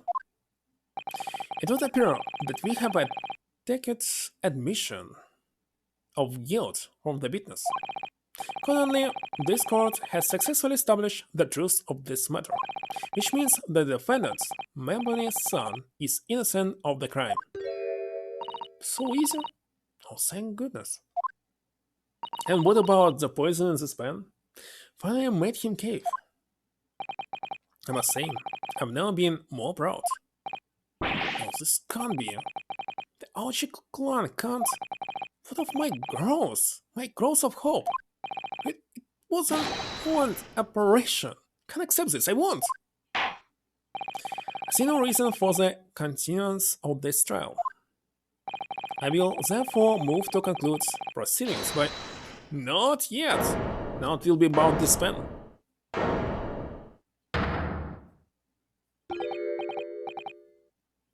Well, this is all very convenient. This is how the highest court in our mighty empire delivers justice, is it? Suppressing well-meaning citizens' freedom to speak and branding them as criminals. But we established that the victim was stabbed from outside the hut, through the red screen walls. And no one but you was in place at the time to have his hands on the hilt of the blade. It's a perfectly logical deduction. So, your argument hinges on the location of whoever stabbed the Englishwoman, does it? Well, it seems a little irrelevant now. Irrelevant? Where she was stabbed, how she was stabbed. It doesn't matter. I mean, whether she was stabbed at all makes no difference, if you think about it. After all, this trial already showed the whole scene hints on something else. Oh, what are you talking about? Brace yourself, little man. I'm talking about the fact that everything changed. Because of the dirt you dug up. What? Enough obscurity, explain yourself, witness. What's to explain? I'm talking about the poison, of course. The poison? Let's ask the professor for a comment on the situation, shall we? I understand that a deadly poison you were developing was stolen from your laboratory, correct? It's been shown that this poison was administered to the victim, Miss Brett. Is it right? That is correct. The unusual constriction of the victim's pupils are a sure sign that the particular poison was used. I see. So, presumably that means that the victim already had the poison in her body before she was stopped. Given that her pupils were clearly constricted, it seems highly likely yes. If she had been dead already, the poison could not have circulated in her blood.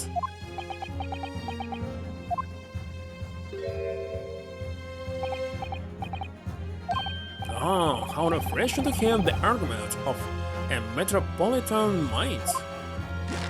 Hello, Kuluk. So what, when we will start? Actually, thinking that the case is easy and maybe finished in 1 hour. Every single time when it's already at the end, it still continues. Precisely, it matters not a jot who stabbed whom, in whose back, and with whose blade. Because, quite simply, the Englishwoman's life was taken not by the knife, but by the poison. But it can be explained by the poison being on the blades, as I already... I don't know, in the first game I made tons of mistakes in the first case, but none in the latest. None of them. He also made several mistakes. But it's kinda obvious why I made them. Because you cannot provide any single evidence related, it must be only the one of them. But that can be explained by the poison being on the blade, as I already... Forgot already, have you, Yoko? During these very proceedings, the laboratory of the professor at your side assisted in proving that the blade of the weapon used to attack the victim had no trace of poison on it whatsoever. So let me get this down. The facts, as skillfully established by the defense in this trial, turn out to be a headline-making red herring. Is it about right? Well...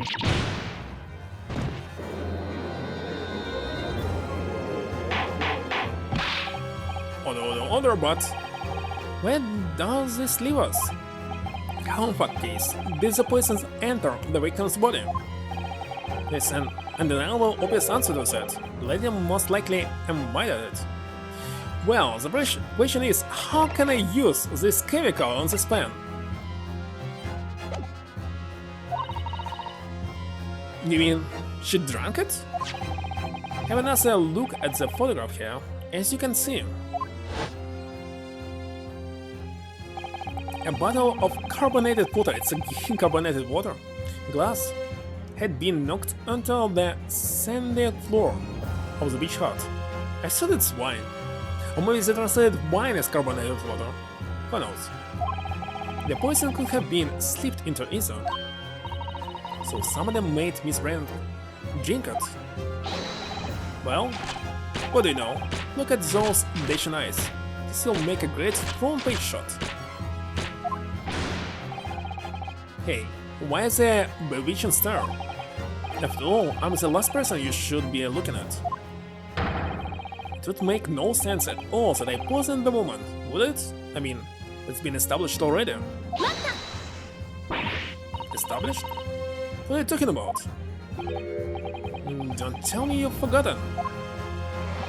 It's a little hard to believe, given that the person who established it was you. Me? What on earth does he mean?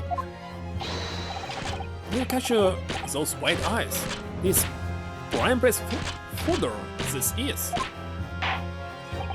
It would seem that this trial is not destined to end yet after all. Can we call upon the witness to give further testimony? as great as it is, let me get a shot of that magnificent bird, Your Excellency. No, I didn't change it. You claim it to be impossible that you were the one responsible for administering the poison to the victim. Well, you cannot change them right now, isn't it? By the way, I forgot where was this. It was somewhere. Oh, in the title, maybe. You'll explain to the courts in your testimony the basis upon which you make such a claim. I'm a journal and I'm a man. I've never tried to run or hide from anything in my life. And I'm not about to start now because that's many memories. For a brief moment I thought I eliminated the truth, but it slipped right back into obscurity again. Just where is this trial going to take us? To be continued, you want to say? No, it's another testimony. Well, based on my experience with the previous game, when you think that it's almost done, it's usually 1 hour to go. So, if right now you can start it right now, and I will immediately rate you, or should I end it right now and you will start with this? Just tell me what do you want. Yes, I stumbled the English woman, and it's that very fact that proves I'm innocent, because we'll be present every single phrase here. It's like no point to do this. Because why would I have bothered to stop the woman if I had already poisoned her? At 11? I think it's better to start early at... No, seriously. You can start in 5 minutes. If it's good for you. Because why would I have bothered to stop the woman if I already poisoned her? And I heard the student girl and that pompous English moderate arguing. It got my gut. If the courts weren't going to punish Brett for what she did, someone else would have to see justice done. So, should I rate you or somebody else? Just tell me that. So I'll beat it then. And I'll be simply chicken. By the way, there's tons of people online now. How's it possible? That everything happened as I describe it. That you're the one who stabbed Miss Brett in the back through the read screen. You can blame this miserable country of ours. Country that lost. So he admits that he killed her? But because it's poison, it's not him? Well, anybody in Rabo is here. You think there will be someone else here? I don't know. There's only two of us. Two of you and me. Countries that bows to the pressure of foreign powers and lets murderers walk free. What kind of future can a country like that have? Oh, by the way, do you want me to be in voice or just in chat? Because I can translate in voice like I did it for Kinomania. That's why I did it. I did what our pathetic leaders didn't have the guts to do, so he killed her. He admits this. Well, it's kinda obvious that she was poisoned after this, not before. Slap bun in the middle of that charming lady's back. Well, they don't know, I know this. A plunge the blade of sweet justice right in there.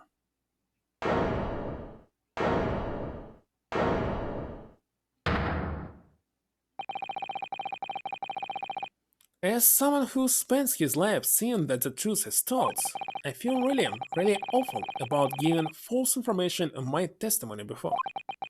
But as it turns out, there was somebody else who headed in for the victim and got to her before me.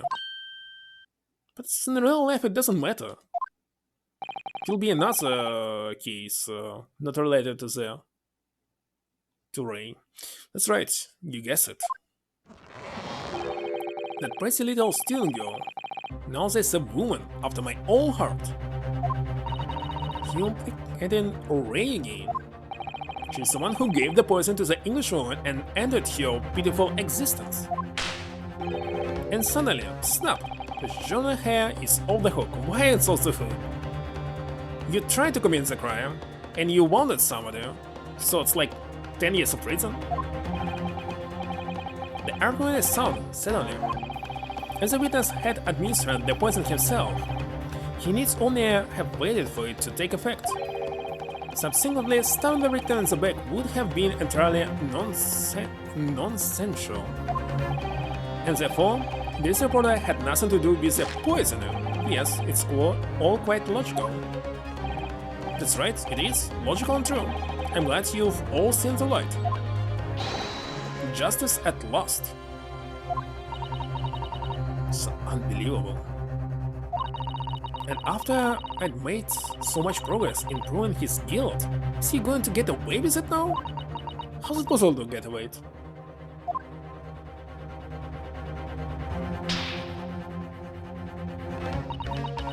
Think of Kazuma-sama and Naruhodo-san. They never stopped looking for a way forward until the judge's final gavel. Very well then, Console. Proceed with what I assume to be your final cross-examination in this trial. This is the final one. Yes, Your Excellency.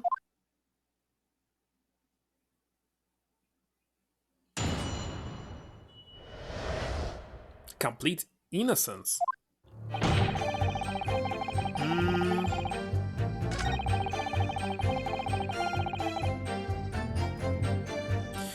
But doesn't matter who, you didn't know that she was poisoned. You didn't know, that's the problem. It's very strange. When I heard the student girl, it was English moderate argument, it got my guts. The courts were going to punish Brett for what she did. Someone else would have to see just this stuff. Well, I can't mix the items. So let's press our So, you do admit that you had murderous intentions towards Miss Bretton. The woman's very existence offended my sense of justice. Your sense of is claiming some sort of righteous indignation. She was pure evil, a cold-blooded killer who had committed murder right here in our empire's soil.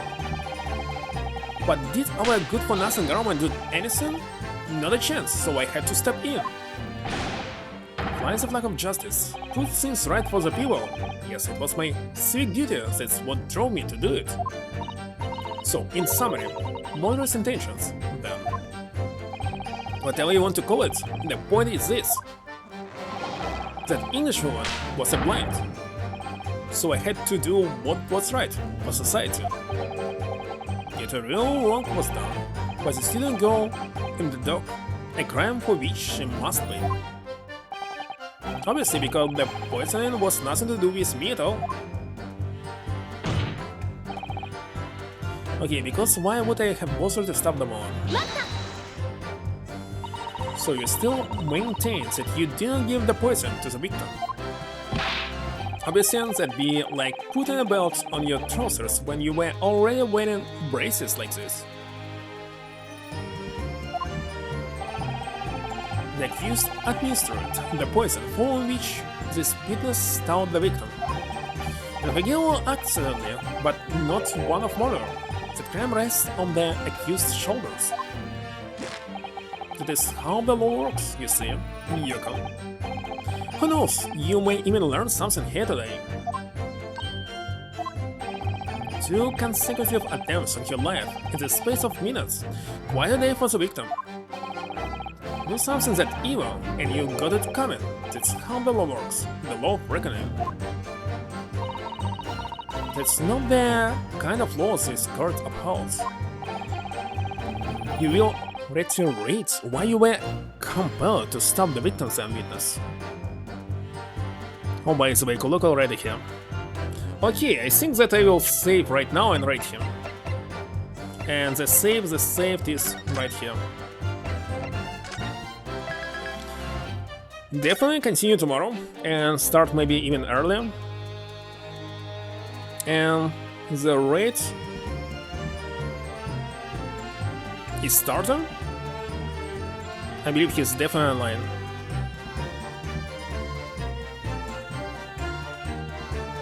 Alright, that's it for today. How long will it take? Definitely 1 week, or even more, or even more. So thank you for stopping by, and see you next time, and it's right for Kuluk01. Bye.